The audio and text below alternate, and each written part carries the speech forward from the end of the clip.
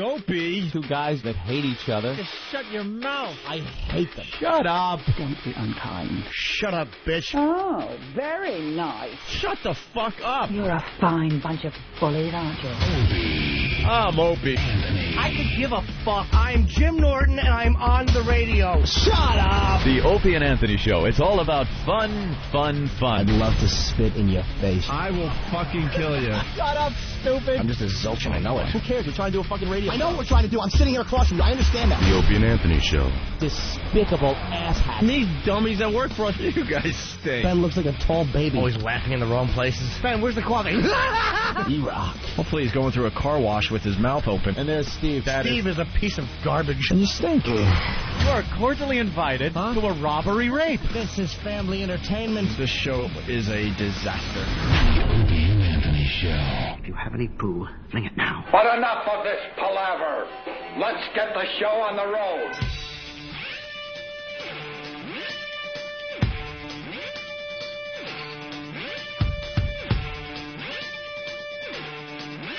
I'm scared of you, sir, and I'm protecting myself. I am protecting myself. I am scared of you. Please call the police. Hello, exactly. Come on, everybody. Wake up. Rise and shine. Arr! Arr! Arr!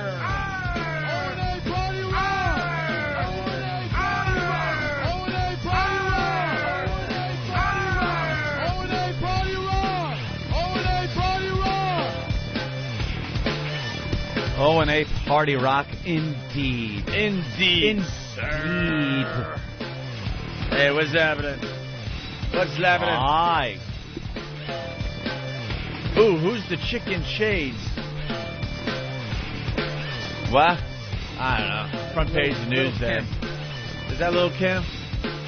All I thought she was supposed to go to jail. Yeah. All the disasters are over, I guess. Everything's fine in New Orleans again, I guess. Yeah, pretty much. All the water's pumped out. Everybody's back home. Everyone's the back to economy's work. Great. Back to school. Because the cover of the papers, I see nothing about it. I see Yankees back on there. Oh wait, Newsday. Okay, Newsday has it.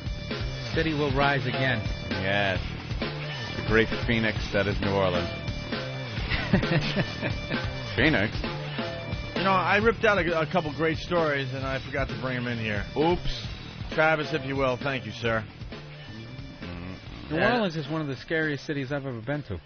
That's what we said. Absolutely. We went to 2 Mardi Gras, and I would walk around in the morning, get coffee and stuff, you know, before it got wild, and I was scared. Did you feel like when you were on Bourbon Street at night that, okay, this is cool as long as I stay on this street, but if I literally go 10 feet to the left or to the right, someone's going to have like a chicken foot up to my neck with a fucking voodoo doll? That's the only place I've ever seen. I mean, even living here in New York, just saw a dude expose himself. Yeah. We were standing underneath one of those show your tits balconies. Yeah. Another great thing about New Orleans that was almost washed away in the tragedy. And I look over, and there was literally a guy who had like his shirt tails like pulled out of his pants, but I was to the side, and he was fat, so kind of pushed out, and he had his whole unit, his dick and balls, were just out. Hanging out. And I was horrified. It took me like half a second before I could stand. He's got his dick out. And the dude literally, calm as can be, like a totally professional pervert, just kind of slipped back into the crowd. You know, like in that, was it Silence of the Lambs? Oh, He's yeah. going home, and he kind of like goes into the living room. That's exactly what he did. He just disappeared. Not even putting his dick back in his pants, he just slipped back into the crowd. That city is frightening, man. Yeah, it definitely is. Unless you stay, even when you do stay on Bourbon Street, it's frightening. But then you go into the little outskirt areas where, you know, Ben was with us, and he's like, "No, dude, I know this nice restaurant over here." And we start walking, and you notice the crowd's thinning a little bit, and now you're seeing some of the locals, the people that aren't, you know, from out of town, looking around like, oh, this isn't good. You're leaving the herd. Yeah, leaving the herd. That's what you're doing. You're grazing to the side. And the side streets are trying to keep Mardi Gras going, but it's a whole different thing. The zebra in the middle of the herd is never the one that gets the teeth sunk into his neck. Oh, exactly. It's always the ones that are on the outskirts, The one that doesn't leave with the herd because he wants to drink a little more water at the watering hole. The ones that consider themselves free spirits. Right. Got to check other things out. Well, great. Yeah, there's a flyer laying on the jungle floor. Hey, after party. After party. Yeah, we just saw a gang of black kids just beating the shit out of white people as they walked by. Yeah. That was it. White people would walk by. Black people would walk by them, and they wouldn't even look at them. And then I think that's a part white of their guy town and girl. logo. Yeah, it is. It is. Them just grabbing by the throat and punch in the face of a white person. And white people would walk by, a guy and a girl, and the guy would be punched, and the girl would just be molested, groped right there. And they would finally get pulled out of the crowd, and they'd be laughing their asses off. We're watching from a balcony across the street, watching the entire thing. It was like watching Wild Kingdom or something.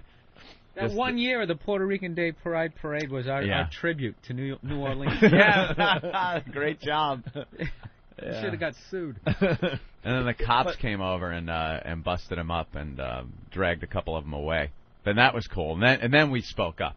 Then we're like, yeah motherfucker! You're busted! They're throwing them in cars. Beforehand, we're just Whitey going, showing how brave we are. Here comes another white couple. Oh, this is going to be bad. Oh, no. Just kind of commenting on it but doing nothing because we're pussies. So I guess it's all cleaned up down there because the papers are moving on to bigger and better things. Like Renée Zellweger. Her marriage is over after 5 months. Big surprise there, everybody. Mm-hmm. Oh, is that true? Renée just walks away. Annulment in works for Zellweger and that country singer she married out of nowhere. Oh, right. What the hell's his name? Kenny Chesney. They hooked up. I guess they met at some tsunami thing. Yeah, a benefit concert. That's when they hooked up. They dated for a very short time and then decided to get married. And it was, he was her prince, and he wrote a song about her based on her character in what movie was that? Jerry Maguire. That's like You Had Me at Hello. It's like one notch below getting the tattoo of your girlfriend.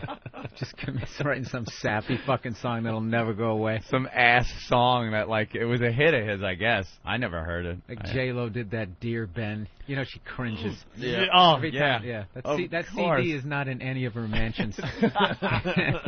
Because it's immortalized, It's out there. It's done. You did it. And no matter how much you hate the person now, that song is out there. Professing your love. They have a kid someday. Who's Ben? It's about London. I was talking about that. Talking about that clock. It's a producer with wild hair on the Opie and Anthony show. He herked and he jerked. So that's over, but that's the front page of the New York Daily News. Called it quits. She filed, and all it says, divorce papers are very vague all the time. And I guess in California you have a lot of options as to what you can base your divorce on. In New York, you really only have cruel and inhuman treatment, and infidelity is the other one. And there might be one more, but I don't know. The other one is lack of sex. Yeah. Yeah, there is. There's Oh, really? That was a joke. lack of sex or something. But that was a joke. They call it something else. But if you haven't had sex for a year, you can get a divorce. If you're separated, legally separated for a year, then you can get a divorce without one of those wacky things put in there. But if you want a divorce quickly, you have to come up with an idea, with some kind of one of these 3 things that New York allows. Mm-hmm. No irreconcilable? No, they don't have irreconcilable differences in New York. That's the one I was gunning for. I had to go for a cruel and inhuman treatment or something. Well, I could have been a star witness for you. But it was the other way around. I was being treated cruelly and inhumanly. But that wasn't what happened. I would have been on your side. Don't worry about it. That wasn't what happened. I was the one that was served the papers that said that. That you were treating her bad? Yes. I'm sorry. The money I gave you wasn't clean enough, perhaps. All I remember the dates on it weren't the numbers she enjoyed. All I remember. What can I say? How cruel could I have been? All I remember is pulling up to Anthony's house. We used to commute back then. It would be 9:15 in the morning, and Anthony sleeps right up until I'm pulling up. I know that about him, right? And He's at the front door, and his wife is just yelling at him. Yeah, as I was walking Yelling at him at 9:15, and I know Aunt might have woke up at 9. I'm serious. So he gets in the car, and I'm like, Aunt, what could you have possibly done? The garbage, Opie. The garbage. What do you mean? What do you mean the garbage? It's my job, and I didn't. Like Anthony do it. had jobs. I had jobs around the house. Like the garbage was my job. You know when you're a kid and you have like chores, like you got to mow the lawn, or take out the garbage. The cat box was that my like a job. first like serious relationship for you? Because it didn't seem like you didn't set up the guidelines correctly. No, I fucking dropped the ball on the guidelines, happens, man. You have to flip out. I didn't. I really fucked up. I didn't set the bar early. If you don't break a couple of dishes or punch a wall within the first 6 weeks, you're done. Yeah. No, I cruised 9 years. 9 years of okay, sweetie. That was it. 9 years of okay, sweetie, and that was it. It was and Opie would pull up. I'd leave the house to and I ask you to do the goddamn garbage, and it's sitting here. And say, all right. Well, Opie's here. I gotta go do my show. This is the behind the scenes of a guy that was becoming a radio rock star. Like, all right, we were becoming radio rock stars, and people had no idea what was going on behind the scenes. Later, no clue. He's getting yelled at. I remember one. I remember. Oh, yeah. What? I was gonna say I thought you guys were doing okay, but just the beginning of you pulling up to pick him up, just that visual didn't have you guys making a lot of money in my brain right now. No, we did have that Fred and Barney type relationship with the driving to work, but once we got in, it was kind of... Honestly, we were doing afternoon drive. Good. We were commuting from Long Island, and that, even, off hours, it was a pain in the ass, so we took turns, is what it was. So one guy could mellow out and... in the passenger seat, read the papers and do whatever. So we would take turns. And we lived, we lived really close to each other. We lived about a half a mile from each other. So. Oh, okay. But I would pull up, and there were... I don't ask much. I don't ask much. It's the garbage, the cat box. You gotta get... I got cat box duty. This is from a guy, I don't want cats. Don't get me wrong, I like cats. I think kittens are probably the cutest little things on the face of the earth. Their big faces, the eyes, the head too big for their little kitten bodies. Their poop doesn't smell as bad. No, it does. No. And not as bad as a grown cat. Yeah. He's gone to McDonald's for 20 years. She got a cat, so now it's my cat. Then she wants to get another cat for the cat to have company. So she gets another cat, a female cat. Neither of the two are fixed. What do you think's going to happen? So now we have a whole litter of cats that have to be given away. We give away cats except for 2. Now we have 4 cats. She's turning into crazy cat lady. 4 cats in this house, and I get cat box detail. It's like... Oh, my God. He had chores. It's a twice-a-day thing to do because I don't like walking into a house and it's smelling like cat shit. So it was just a nightmare. It's funny. If I literally saw that, I could never go into the house. No, of course not.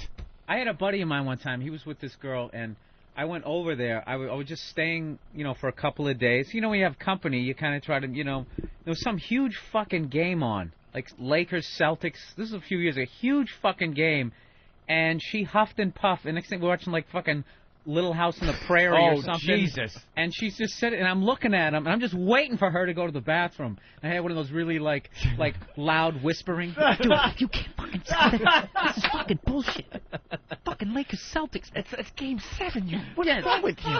And then she comes back up, hey, Marie, how you doing? Right. And I'm looking at him like, have the confrontation. Do it. Yeah. Hello. I'm going to go outside and start smoking. I've never done that before. I'll be back, and I'll give you 7 minutes to fucking correct this, you idiot. Oh, great. I went out and bought a couch. Bought a nice couch. Actually, the first, I think, nice thing I ever bought. Because we had come from Massachusetts. I was living in Ashland, Mass. Yeah. Oh, I know. This just is the worst fucking story I've ever. Shithole. Yeah. We moved up because I got the gig with Opie. It was my first radio job. I was in construction. I didn't have a pot to piss in or a window to throw it out of, as my mother always would say. And we move up to Ashland, Mass. Opie gets a house in Newton, and I moved to Ashland. Well, Weren't you in Newton? Wellesley. Well, Wellesley, all right, Jesus, sorry. Yeah. I wasn't making that much more than him at the time. He was. We were still. Don't all those houses have like ivy growing up the sides of them? Oh, They please! have- believe it or not, they have shitholes in Wellesley. It's where Newton and Wellesley is where Mass herds all their Jews.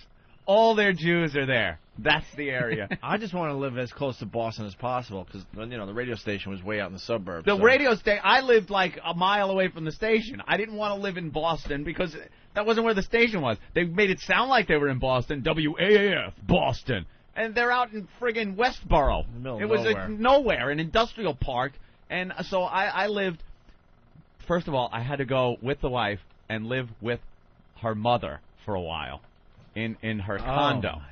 With Opie. So it's me, Opie, my wife, and my mother-in-law in this small little townhouse. And we were on a rocket ship to becoming Rocketing to stardom. to become radio rock stars, but no one knew what the hell was going on behind the scenes. So we figured, thank God, mothers and daughters have a hard time living together for any length of time, so we got a place really quickly. But we got a place, it was garden apartments in Ashland, Mass, with, like, I was the only white person living there. It was all Brazilians and, like, other people from South America, Ecuador. I swear Colombians. to you, the Colombians, everything. The parking lot had these potholes in it that were huge. And when it rained, the children would go out in their diapers and stuff and bathe and, like, use it like a pool. There were chickens. One guy chicken wired off his balcony, off the apartment. But it wasn't his balcony.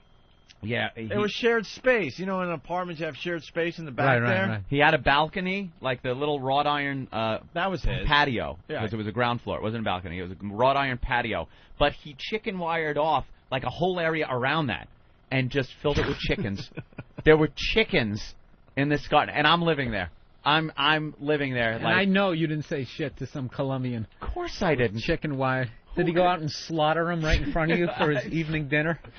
A couple of times there'd be a few missing, and then there were new ones. So you knew he was just slitting their throat and You heard a bringing it in. disturbance? Yeah, Some little feathers disturbance. flow by your fucking window. But that's what we were doing. We were living Wow. there, and it was a mile away from the mother's house and a couple of miles away from the station, and it was all It was all my wife's doing. Like, Dude, what she said, that's what I did, because I was just coasting through life. I was constantly waiting for something better, but doing really nothing to try to get it. Like the whole radio thing. I would have been in Huntington, New York, a tin knocker, installing air conditioning and heating, and just doing that, hoping something came along. And you know what? Something just happened to drop in my lap. Radio. It was just complete luck of the draw that it happened. But I still would have been there. That's and so then the whole frightening. thing that happened with the apartment out there is she got that one, and I was like, yeah, fine, I'll live with the Colombians in Ashland, a mile away from Was your you mom's just house. trying to save money? We weren't making a lot, but we were... I really wasn't making a lot. And nothing, obviously, I was brand new. It was my first radio gig. Opie's been in it for years at this point. So, obviously, he was getting paid more than I was. They weren't even sure I was going to work out. It was one of those things. I thought I'd be back tin knocking again. I thought it would be a goof to do radio for a while. So, Opie was making more than me. I was making, at that time, less. I got hired to do radio for less than I was making in construction. So, yeah, I had no So money. is your wife just trashing this dream every day? Yeah, actually, She almost... didn't have she almost have fucked me up do the it. whole thing. Because she wanted me to call now. Now, the GM to the WAAF throws out an offer, and it is for less money than I was making. I think I was making $29,000 a year doing construction. This is in '95. Removing asbestos. Yeah, exactly.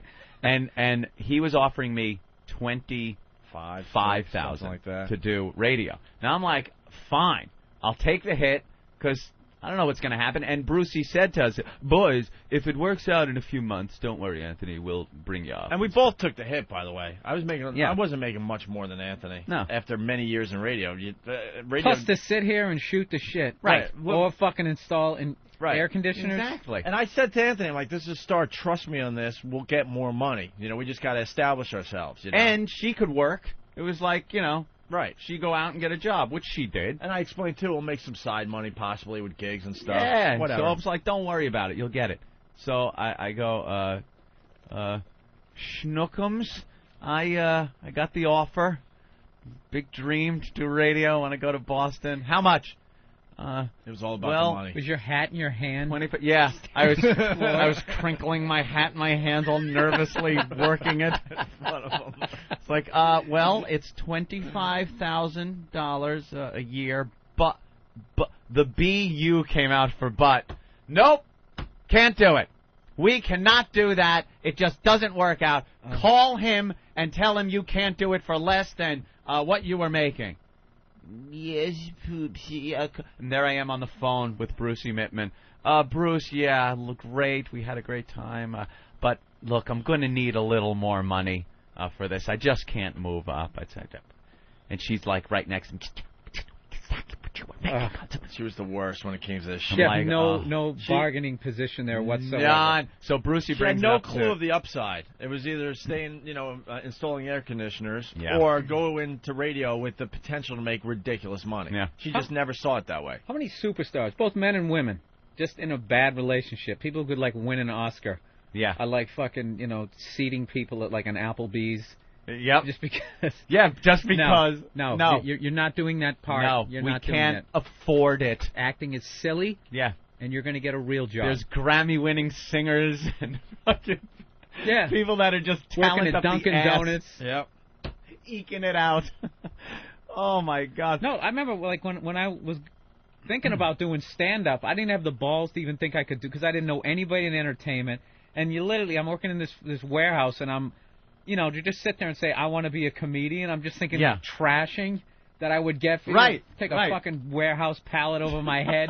So I'm not going to say anything. The guy wants to be a comedian. Yeah. Just go unload the truck, you douchebag. Hey, funny man. The only thing funny about you and all that crap. So it just so happened I was working with this guy who was really into comedy. One night we were hanging out after work. Remember that show, Stand Up Spotlight?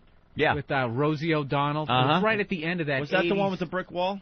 That was the one that no, this one actually had like the little Christmas lights in the background to be stars. Okay. Because all these hacks were on their way, right? And we were just watching it, and he just happened to say to me, he goes, look at these guys, Bill. These guys suck.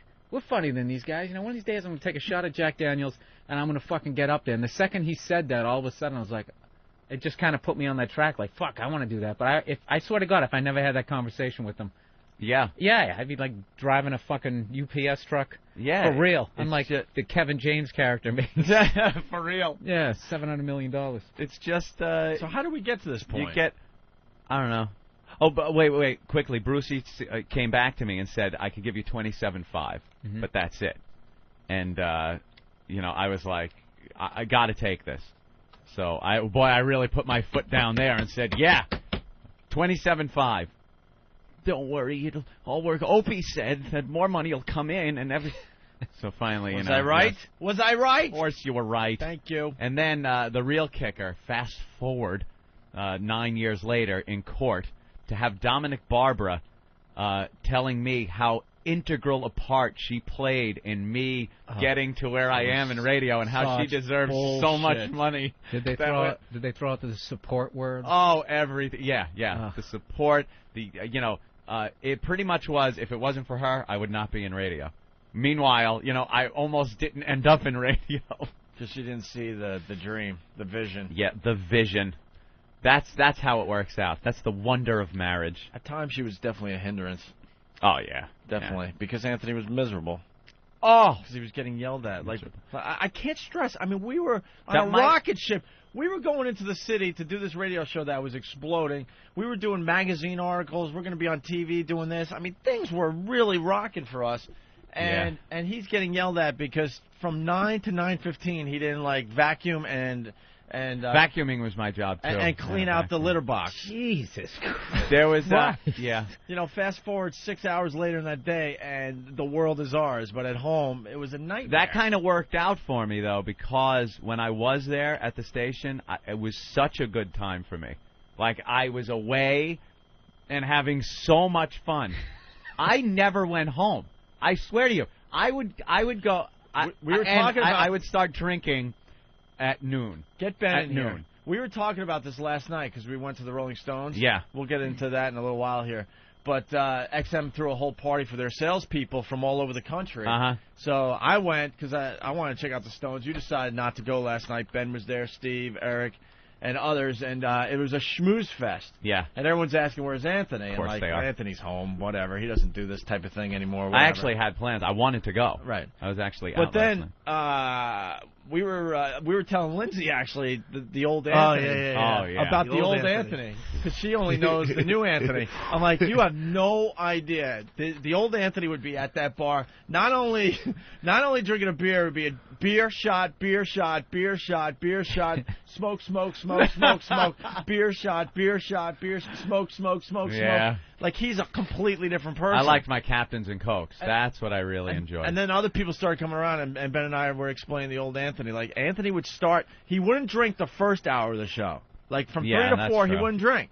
But from 4 to 7 in the afternoon, forget about Pounding. Because pounding beer. the beer sponsors would send over pallets of beer to the studio. They set us up with refrigerators just outside the studio that were packed with beer. Dude, These Sam Adams, Budweiser, Coors, all of them came on board, and all of them sent Dude, beer.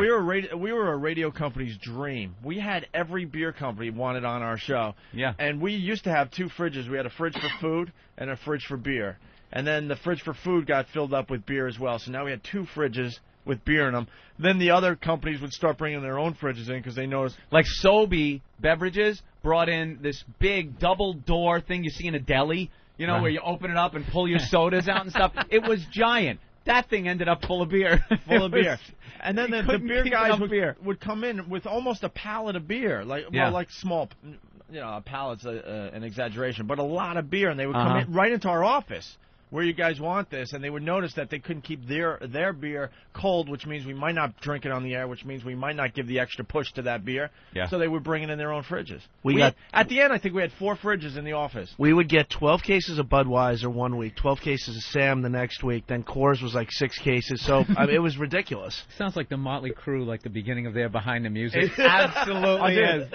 We have a lot of interest in a book, and I think we're finally going to go down that road. Because Oh, yeah. And then the Jägermeister machine showed up. Jaeger. We were talking about Jaeger, and the people from Jägermeister come up, and they bring one of those machines that deep freezes shots of Jägermeister. It's a big refrigerator. So you hit the tap, put the shot glass underneath, and you get a shot of Jaeger that's at like 33 degrees.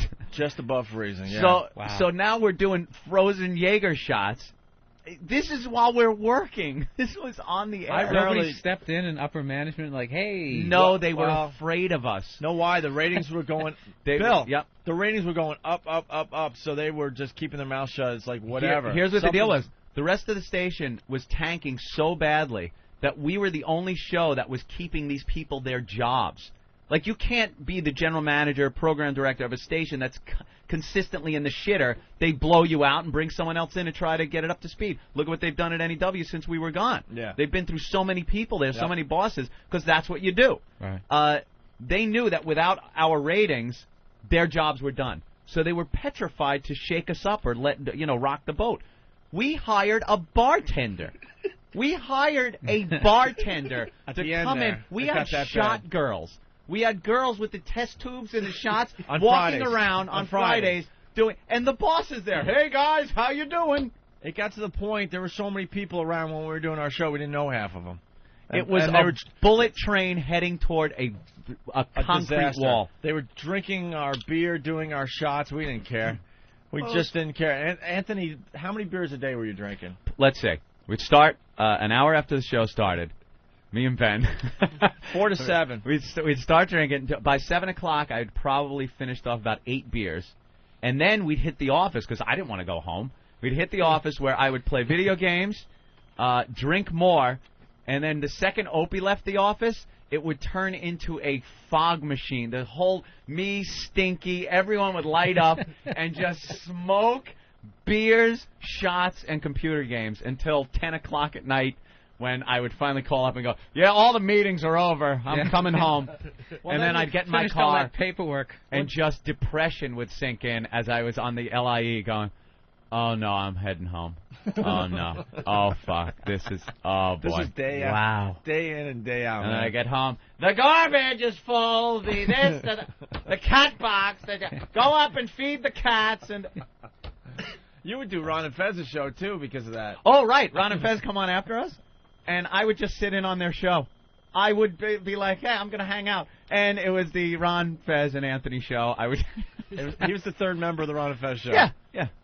Well, then they just back didn't then- want to go home. Back then, they were on at 11 o'clock at night in the beginning. Yeah. They did before they moved to 7 to 11. Mhm. So those were, yeah. So yesterday, Oh, it was being a at the nightmare. Rolling Stones thing, it was kind of funny that Anthony wasn't there, and we joke about how he just goes home after the show and doesn't do much anymore because it's not the same That's Anthony it.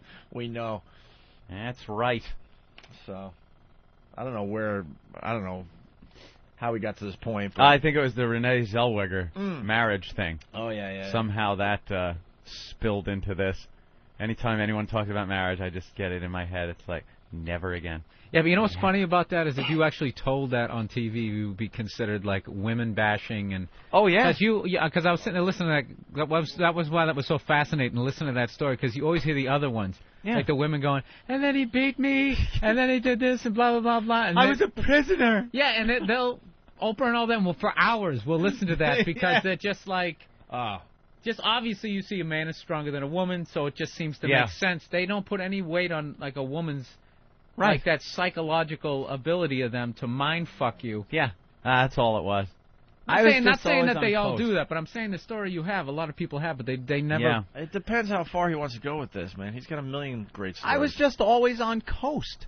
That was my whole life back then. Was just, all right, don't shake things up. Let me just coast through this. That's hilarious because you had the exact opposite relation. My dad used to always be cursing at my mother. We used to be going down the bus stop, me and my two other brothers. I'd be like first grade, third, and kindergarten. We'd be standing down there. We didn't have an air conditioner, so the windows would be open, and my dad would just be cursing out my mother as we're like 20 feet away at the bus stop. Ah, you goddamn fucking bitch! You've been doing the same shit for years. Oh, that's bullshit, Linda. That is fucking bullshit. And we're like, this kid's just like jump ropes, like looking at us and stuff. We're trying to play it off like, wonder what else that's coming from. The drapes are blowing out the window. He's yelling so loud. Maybe it is the upbringing. Exact opposite. See, my father was that way too. My father was always, he was a real prick, just yelling all the time, motherfucker, this. I remember, and I've told the story on the air, the vivid memory as a child is an argument during dinner where his plate of spaghetti and meatballs was just launched against the wall. Like, he picked it up and threw it, and then they just start yelling at each other. And I'm a little kid sitting there looking at the spaghetti sauce just sliding slowly down the old wall with the Bell telephone next to it on the wall. And just like, it was this horrifying moment as a child. Maybe, I grew up and decided I'm never going to argue back. I'll just be this guy. Yes, Poochie. Yeah. Yes, dear. We'll play that going into break because that's a great production Just piece. to avoid confrontation. That was me. Avoid confrontation guy. I had the same shit. Let's go to Kevin in Minnesota. Kevin! What's up, boys? Hey, Kevin. Hey, man. What's up, Jimmy's replacement?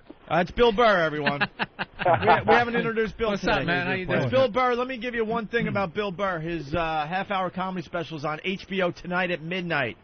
I'm hearing really tonight. good things about Bill Burr's comedy It's special. called Jimmy's Replacement One Night Stand on HBO. Check it out tonight at midnight on HBO, and then it's going to run a bunch after that, I'm sure. And Bill getting raves for his job yesterday, sitting in. Awesome. Absolutely. Oh, I read a cool. lot and getting rave reviews. Very good. Kevin, what do you have for the show? Well, I was kind of wondering what your ex-old lady, which kind of sounds like a bitch, personally, but what did she do while you were at work earning an income while she was sitting there stroking her 5 pussies? Well, let me tell you, up in Ashland, Mass., she did work. She was, I guess she worked at a Papagino's when we first got there. And then... It depends how far he wants to go with this. See, I didn't realize she had such a huge leg to stand on. Well, that was, bringing in the Papagino's money. And then there was... this is while we were becoming, I got to say it again, rock and roll radio stars. Yeah. Go ahead. Then the job, she got the job at the liquor store, which, wow. Like putting a pedophile in charge of a nursery. That was Wowie kazowie. But at least she drove herself to work, so that was a good thing. No, at least no. you didn't have to worry about that. Well, that would have been a good thing. She never got a license. She never got a license to drive. Yeah. So wow. what I had to deal with was driving her everywhere. Everywhere she had to go, I had to drive. She's just bitching the whole time. There was a lot of that. Yes, a lot of the arguments and I would drive her to work and then have to drive me to work, and then she would get off of work before I did because I worked till 7. When she'd get off of work, what she would do is grab one of those boxes of wine and bring it to her mom's house, which was less than a half mile from the liquor store. Now I would have to, instead of just getting done with my day and driving home, having my slippers and pipe waiting for me, I would have to drive to the mother's house, which was kind of far. It wasn't that far, but it was out of the way. I had to pass my house. It was far enough to be a hassle after a while. I had to pass my house in order to get to her house, which I didn't want to do after work. It's 7 o'clock at night. I just wanted to, go home, wind down, or maybe stop at Green Acres over there in Ashland and down a few drinks or something like that. But I had to go to the mother's house, where they would both sit now, and it wasn't a immediately leave thing. Now I had to sit in the basement with her and her mother as they watched videos of that day's General Hospital, Days of Our Lives, and Friends. So now I'm sitting on the couch. Oh, my God. Yeah, until 10, from 7 to like 10. I'm just picturing your whole posture, like your head down, shoulders slumped. Dude, it was a nightmare. And this was every night. So then it would be like 10 o'clock. Mm-hmm. I'd caught up on General Hospital and Days of Our Lives and Friends. And they would just get sauced on the wine, the box of wine. And I would get tanked on my Jack and Coke or Captain Morgan and Coke. And then hop in the car and drive. So what would you do? Were you trying to be like the friend here, going? He lived it. Gently nudge him to like, dude, what the fuck is wrong with you? I was just the friend that dragged him out of there. I don't know. We had fun at work and stuff. At work, like I said, work was such a pisser that I don't even think he knew what was going on because we'd go out. Our outings were just classic when we would go. Yeah. Like, it would be, Opie go, hey, Aunt, let's go to, what was that place called? Mother Anna's? Mother Anna's, sure. In the North End. They go, hey, let's go to Mother Anna's for dinner tonight. All right. Jen, we're going to Mother Anna's with Opie, Sandy, and Jay from Framingham. All right. Oh, Mom wants to go. What? Mom wants to go. Yeah, but it's just kind of his mother-in-law had to go hanging out thing. But we want to have fun. But we just want to have fun. She had to go pretty much everywhere we went. Yeah. She was cool to a point, but they really enjoyed the drinking. So it kind of got a little. We'd all be in the middle of like having a good time, and her mother would out of nowhere just go, "I want to go home." And we'd be like, right as the stripper's coming out of the cake. Blow out the candles for a second. I want to go home. So now, we're in Boston, and she lives in Ashland. So now I got to hop in the car and drive back to Ashland. And right when it was getting good. Right when, we were hanging. It's getting fun. And we're all buzzed, and now the comedy is really flowing. We're all laughing our asses off. Unbelievable. And that, God rest her soul, by the way, for those of you that don't know, Judy passed in a few months ago. July. And, she was fun. She was a lot of fun. I mean, she was definitely a pisser. But, as a mother-in-law type thing. Judy's now with Chester. That's right. And she always wanted that, so. Yeah. Rest in peace. But it was a hell of a lifestyle I was leading there. During the radio show, during our appearances out, it was just a friggin' night. We would, oh my God, remember the Kahlua girls and we're doing shots and girls are inviting us to go skinny dipping. These Kahlua girls. You ever see these liquor girls, promo girls? Oh, they walk around like the in Budweiser girls, and the Kahlua girls were dressed in like these little tight skirts and stuff, and they're like, God, why? We're all getting hammered together. We're both We're getting paid like I guess $100 a night to be there. We were both assholes because we were both in shaky relationships, to say the least. But we're good guys. And we're doing this appearance, and we're like becoming rock stars. And these young Kahlua girls are just hammered, and we're doing shots with them. And all of a sudden, they're like, "You guys want to go skinny dipping?" This one Kahlua girl comes up to me. She comes up to me, and she's got pigtails and braces.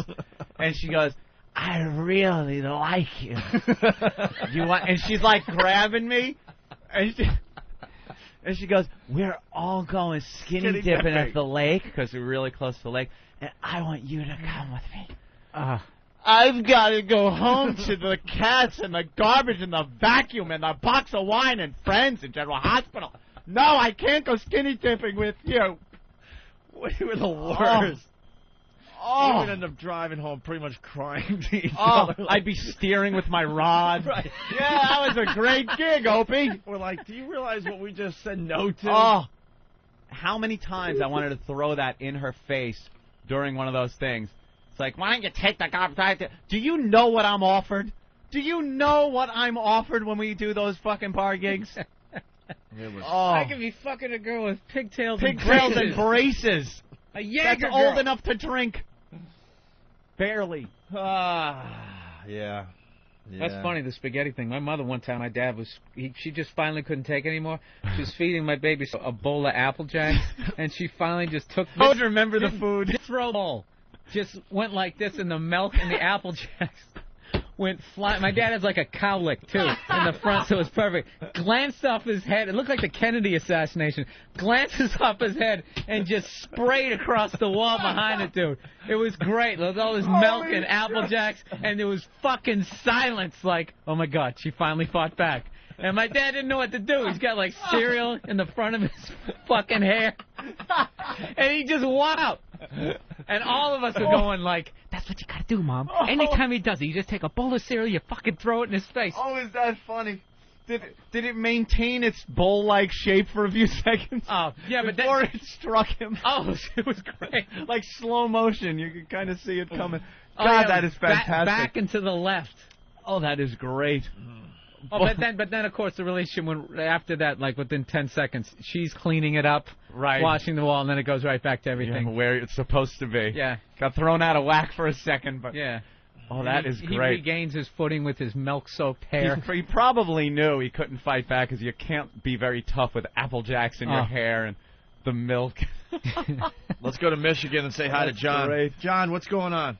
What's going on, fellas? Hey, man. Hey, I wanted to ask Anthony, when his wife took all his money out of the bank and they got divorced, whatever she'd go on to do, did she ever go on and get married or anything like that? And is he in, like, spite of her? No, I don't know. I don't know much of anything she's doing. I do know that the money that I've earned doing radio has bought her a house. I know she has a house. And she finally got her driver's license, and so she's Oh, did she? No. Oh, you don't know? No, that was a joke. Oh. She didn't. Yeah. Oh. I was going to say, so I didn't care what you did. I don't have to buy the car. No, because after... That's good. Well, then she was, like, just taking public transportation and stuff and buses. Yeah. Well, there was something that went on, like, when she was a teen or something. She got in a car and went to drive it and, like, came out of a parking lot and went right into a tree. So, like, ever since then, she just figured she wouldn't get a license, so... Yeah, I had to drive her everywhere. Nightmare. All right, we should take a break. Wow. That was therapeutic. Yes. That was weird. Well, that's not how we were going to start the show. That's why you got to listen to the show every day. You never know. We don't even know what we're doing on a daily basis. You think that was written on one of these papers that are in front of us? Hell of course no. Not. All right, it's the Opie and Anthony Show. Bill Burr sitting in for Jim Norton once again today. Very funny guy. He's got his half-hour comedy special tonight on HBO at midnight. Make sure you check it out. All right, I guess we'll break and we'll figure out what we do next. How's that? Sure. Little Stephen Lynch song because it's appropriate, and then the War of the Kumias thing that Steve put together. Right. We got a lot more comedy right here, so stay there.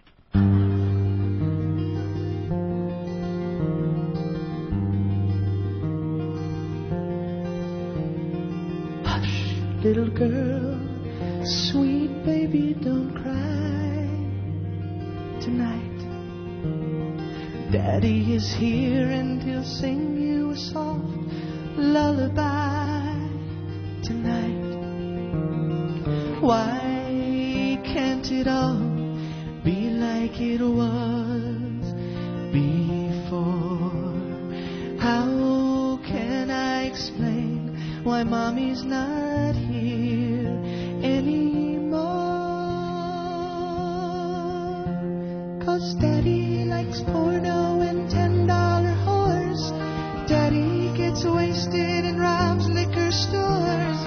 Daddy likes rubbing against little boys on the bus. I think that's why your mommy left us. Bob.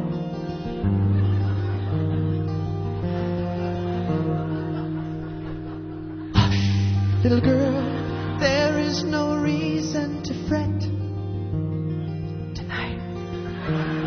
Don't mind the smoke, Daddy just wants to forget tonight.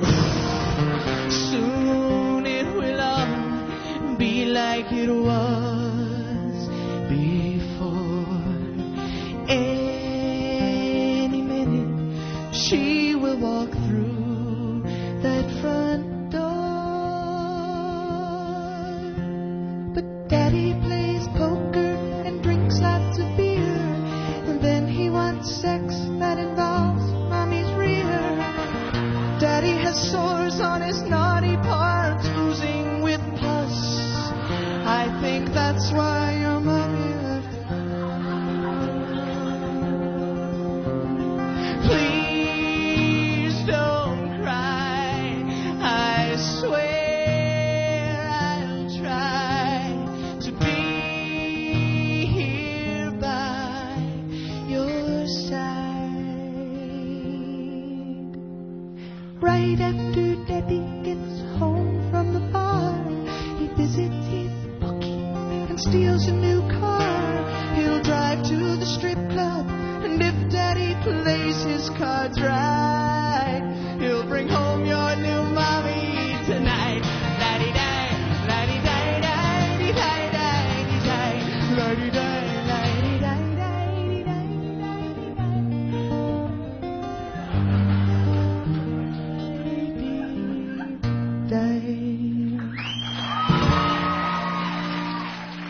From O&A Pictures comes a true story of one man's pain. It does hurt. And a family torn apart. And it makes you feel really funny right after it happens.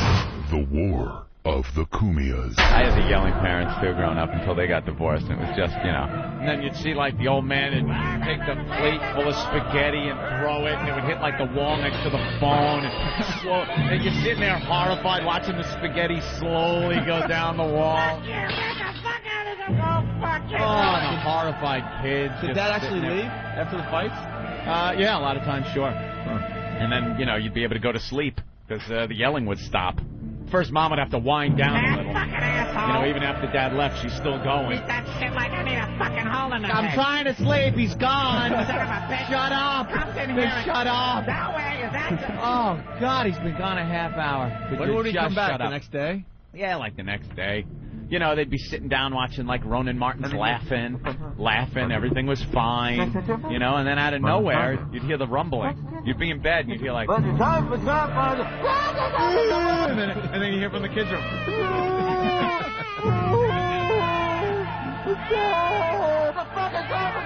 Can't you two just shut the fuck up for, like, one night?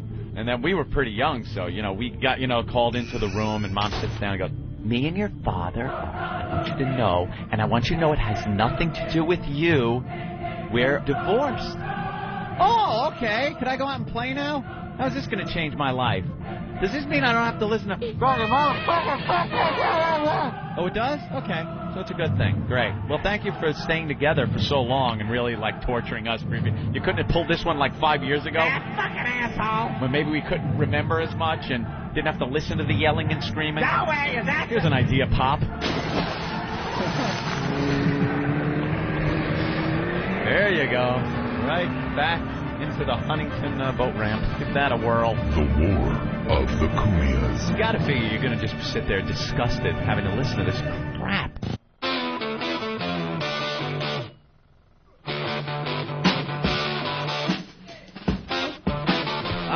You're checking out the Opie Anthony program on XM Satellite Radio.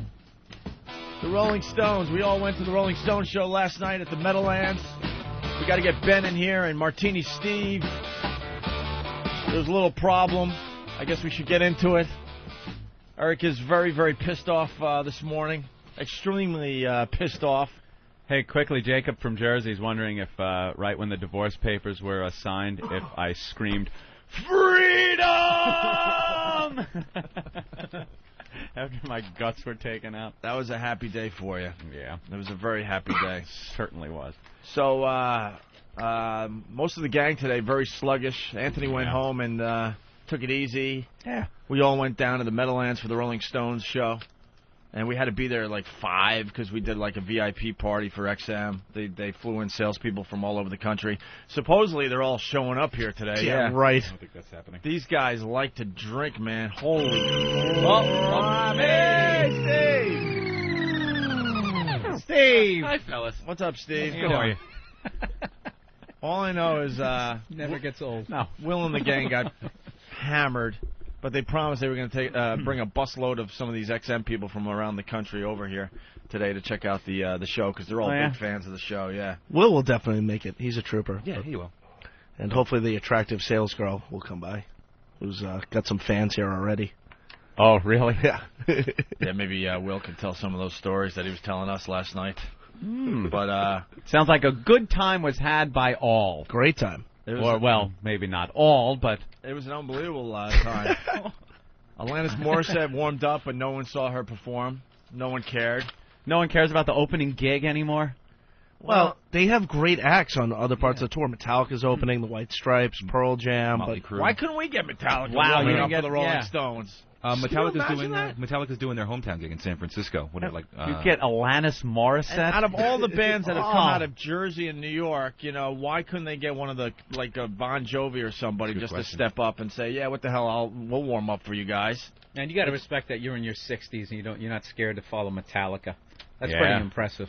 They got nothing to worry. The Stones still play great. I mean, there's let me tell you something. I love Metallica, but James Hetfield as a frontman compared to Mick Jagger, you can't even compare the two. Can't even compare the two. It's two different things. Last time I saw Metallica, come on. Oh, it was when we saw Metallica. Oh yeah. Oh God, with Jim. James Hetfield, he just seemed like not attached to the audience. You know, he sounded great and all that, but when it came to I don't know, talking to the crowd and all that, he just seemed kind of distant. Like he's never been a work the crowd kind of guy. It's to stand there and he's got an insert city name here monologue that he does. Yeah, right. You know, so Alanis Morissette, I guess, went on. I don't know. I didn't see her. No one did. I mean, there was like 10 people in the crowd. No joke, man. Well, wow. They were just starting to file in when she started, and then this is the new thing at concerts. Then it's the hour break. An hour between Alanis Morissette and then when the Stones finally hit the stage. Not like that in the old days. Because you got to drink up, man. Yeah. Got to drink up. Got to get your beers in. They pretty much just changed the equipment over, and then the act would come on, the headliner. Remember, it used to be like a pit crew when we were growing up? Yeah. One band would get off, and the other band would just be pushing the drum sets right off the back of the stage. That's it. The opening band would get japped. They'd have the headline band's equipment all set up, covered with sheets, and then the opening band would have a little spot front stage, and they'd get done, and then the headliner would come on. Being dwarfed by the drum kit of the headlining. Huge drum kit, and then there's this little freaking drum set. Well, you can't cover up the Rolling Stones stage. Oh, my God. It was like 10 stories high or something. Did they have all the walkways and stuff for Mick? Oh, yeah.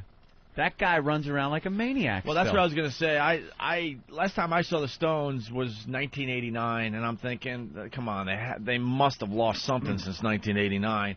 The new CD's getting really good reviews and stuff, and went last night. I was blown away. Mick Jagger's what, 62? 62. He's 62 years old, running around like he's in his 30s, no problem, the whole time. He's just ripped. He's cut. He knows he's cut, too, because a few songs he's pulling up his shirt like he's hot, but he's leaving it up so the girls could check out his ab work. And he's in his 60s. God damn. And there was like at least 3 generations in the audience, at least. Yeah. There were, there were women walking around and you're like, wow, that's a grandma. There's no mistaking. That woman is a grandma. All the way, Rolling Stones, swear. I love them. All the way down to girls in their early 20s. You know, it was the whole gamut, man. Did you have to listen to people's awful stories around you? I saw them in 1972. I blew the original rhythm guitars at the Fillmore. Back when I had teeth. But completely blown away, man. Completely. It was just a great show. An absolute great show. And I noticed that. Anyone else notice the planes were flying over all night long? Yeah, planes were going right overhead. I mean, right through, the top of the above, obviously, but right splitting the stadium. And you can, you can almost feel what the pilot was saying to, the people on board. The Rolling Stones are, playing right now. If you want to look to your left. Yeah. Oh yeah, because these things were going right over the stadium, man. One after another. I mean, every single one. Every minute it was another plane flying right overhead. Yeah, they did the same thing when the Who was playing over there years really? ago. Yeah, it's kind of annoying though. Right. When they listen to a song and. Mick Jagger's such a showman. I think he knew that was going on because he was kind of pointing up to the planes a few times, almost like I know they're probably telling the people to look down at this point, so he's looking up. It must suck. You got the middle seat on your way to like Seattle. Yeah, like 6 hours. If you look down, there's 60,000 people having the time of their life. Right. He's just leaning over to Keith, pointing at the plane and going, "I could buy that." Charlie Watts looked like he's not going to make it. Yeah. He's just tapping away on his drums. Then he had the big casino. He did, right? He did. He beat it. He beat the big casino, Tony. He beat the big He had city. throat cancer. Yeah, he beat it. Wow. And Keith Richards still plays great. Yeah. How's How's he looking these days? like an alien. He looks like an alien with a wig, basically. And Ron Wood just looks like a gay guy. He's wearing girl shirts and stuff. Like an old queen. I don't know what his deal is. I have no clue. Do you know? Yeah, he's married and has kids. Yeah, he does. Holy crap, man! He was wearing like girls. What's that one store? Express or Express? Wasn't it him that his son was going out with the dog? That was Bill Wyman. That was Bill Wyman. Okay. Yeah. I was wondering who it was. His son was going out with the mother of the daughter that Bill Wyman was fucking. Yeah. It's just some kind of sordid, He was an horrific story. Yeah. Well, Bill Wyman, I mean, he started dating that girl when she was like 12 or something, some ridiculous thing, and then he married her, and then they were divorced in like 2 years. Yeah. He decided he trades them in at like 19. Yeah, he decided he didn't need to do this Stones thing anymore. It was great. It was a Kahlua girl with braces and pigtails. But it wasn't like seeing, Kiss at the end of their career, where it was like it was almost like kind of a goof to me to see Kiss. The Rolling Stones are still making it happen. And then the stage just kind of lifted up, and they moved the stage completely to the middle of Giant Stadium and did 4 songs out there. That's something, the mechanics behind stage shows these days. It was pretty cool, and as it's slowly moving, the crowd is just losing their minds. But a lot of money in parking that lot is half of the parking lot is tractor trailers to haul this massive set around. It's amazing. You just don't get you get an idea of how massive this thing is just when you hit the parking lot and you see, just the whole perimeter of the first layer of parking spaces is all semis. Yeah. Because the stage set is as high as Giant Stadium is and as wide as what is it, like the first? It weighs 150 tons. It's the biggest stage ever constructed in rock and roll. Steve was actually able to land in his seat. He bypassed the parking lot completely and landed his car right in his own seat. No parking problems for Steve. There weren't. But anyway, Erik is very pissed off. Yeah, now Erik is pissed. E-Rock. Now, you would think, when I heard, because right when I walked in, I think it was Ben, said, Erik is really pissed. So I go, okay, the $100,000 thing was a scam. Right. Turns out, no. The $100,000 thing is not a scam. Turns out Erik had one of the best days of his life and one of the worst days of his life, all in the same day. So I'm thinking, started out great, ended really, really bad. You win $100,000. Well, all right, let's quickly cover that. Was it the Post or the Daily News? Daily News. You better know. The Daily News had a contest in their paper a few months back. You might remember this because it made the national news. It's some kind of, what was the game called? Do you remember? Scratch and match. Scratch and match. They're still doing it on the front page. Yeah, there's a new one coming out on Sunday. It says all new scratch and match. So what you would do is scratch some numbers off. If they match the numbers, corresponding numbers by some money values, like a lottery ticket, you win that amount. There was a misprint on these scratch and match tickets. So a shitload of people across New York that bought the paper scratched the number and realized, holy shit, I won $100,000. And they were only supposed to have maybe 4 or 5 winners, right? Total, yeah. Total. Out of the whole contest. But instead there were hundreds because of the misprint. Hundreds of winners because they misprinted one of the numbers. So their solution to this whole thing was, okay, write your name, address, all this crap, send it in, and we'll have a drawing out of after, all the people. This was after a lot of people lost their shit. Protesting, They all wanted their money. Well, we saw it on the news, and every story sounded like, I had plans for that money already. I already spent it. I spent it. The Daily News, they can't take people's dreams and step all over. Like they were entitled. And it was, I'm sorry, I don't know why. It was all black people that were protesting. Reverend Al came out for them against the Daily News. Celine Dion. Screaming. Why? Buy these people, at least buy them a kayak. Let them touch the paper. Let them touch the money. They could break through the wall. Get the money from the Daily News. Awful woman. And they figured they would take all the people that thought they won. The hundreds of people. Put them in a drawing. Right. And pick the money out of the proverbial hat. And whoever won gets $100,000. How many total winners out of the pick out of the hat did they have? 5. 5 total winners. Out of, I don't know how many people were in it. Do you? Do you know how many people I don't know how many. entered? It was a lot of pissed off people that thought they won $100,000 entered. 5 people are picked out of this hat that win $100,000. Do you know who one of those people were? Our own Hawk. Erik Nagel was the winner of $100,000. He won $100,000 yesterday. From the Daily News. Late in the show, Ben busted into the studio. Lily White, Erik Nagel. I want to know what the other 4 people are. I want to know if they're white, because I am going to say that it is racially motivated. So he won $100,000. Eric's saying, shut up till I get my check, asshole. He gets it today. He gets it today. Do you? Is it a big giant one? No, they don't do that. Where are they presenting it? It's being it's certified. It's coming to sent to my house. Going to your house? Sign for it. Yeah. Where do you live? Brooklyn. Yeah. Well, last night he lived at the station, I think.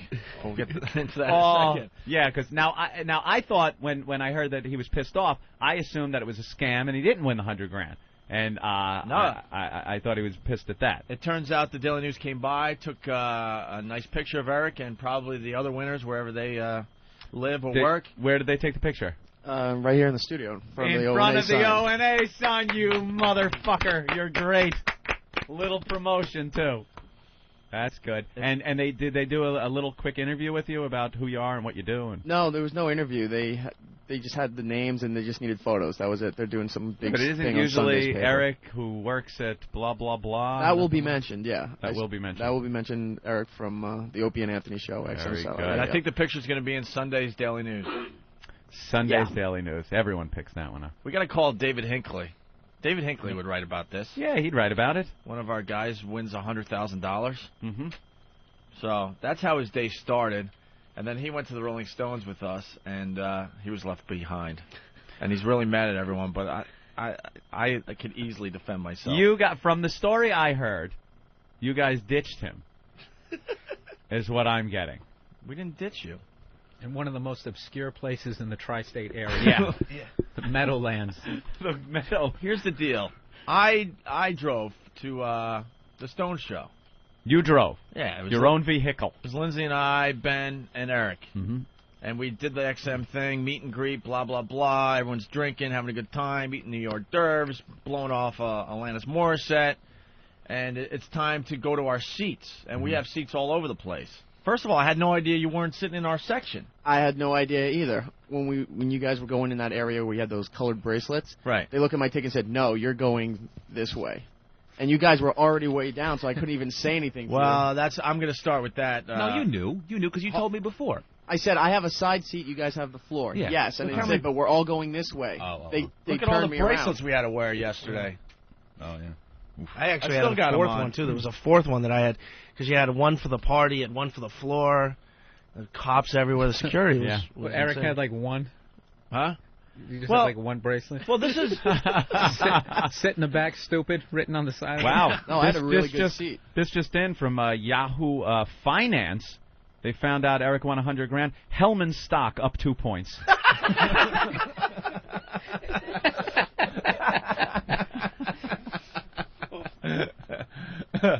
Very good. I thought you were going to pick another product, but you course did very, not. very good, Anthony. So we were leaving the party. Here's the first mistake you made, Erik, and we'll let you try to defend yourself here. We all went in the elevator together, Yeah. didn't we? Yes. What happened to you? Is this when you got there? No, after the party, we were way up in the box. Luxury box. Way above the stadium, partying and stuff. Of course you were. And then there was about 100 of us from XM. We all took the elevators, these massive elevators. I don't know. We had to take like 2 elevators. But Erik was in the elevator with all of us. Mm-hmm. We're going down to now find our seats on the floor. Little did we know he wasn't on the floor. I did not know that, okay? And we started walking from the elevator toward our seats. We stopped to wait for you for at least 5 to 10 minutes. At least.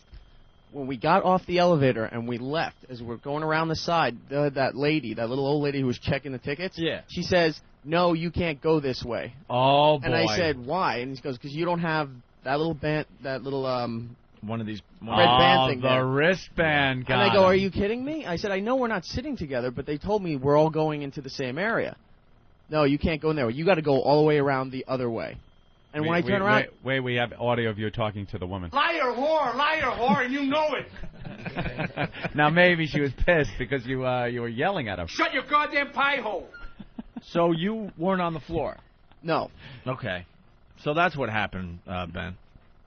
Yeah, they wouldn't let me follow you. We waited for 10 or 15 minutes, like, where is he? So why wouldn't you call us at that time and say that, look, guys, I thought I was on the floor and I'm not on the floor? Because that's the biggest problem here, first of all. All right, well, when we got the tickets and I looked at it, I said to Ben, I didn't get the bracelet because I had the side stage. And everybody else, I checked with Steve and everybody else had floor seats. So pretty much everyone knew I wasn't sitting with you guys. I had no idea, to be honest with you. So, but you didn't call anyone.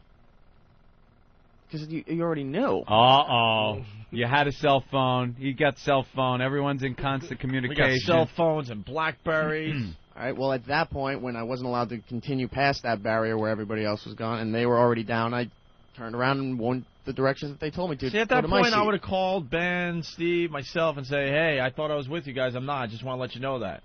It's definite I couldn't follow you guys. Yeah, instead of being led off to because that was the last time. Well, seriously, that was the last time I saw him. That was the last time I saw him.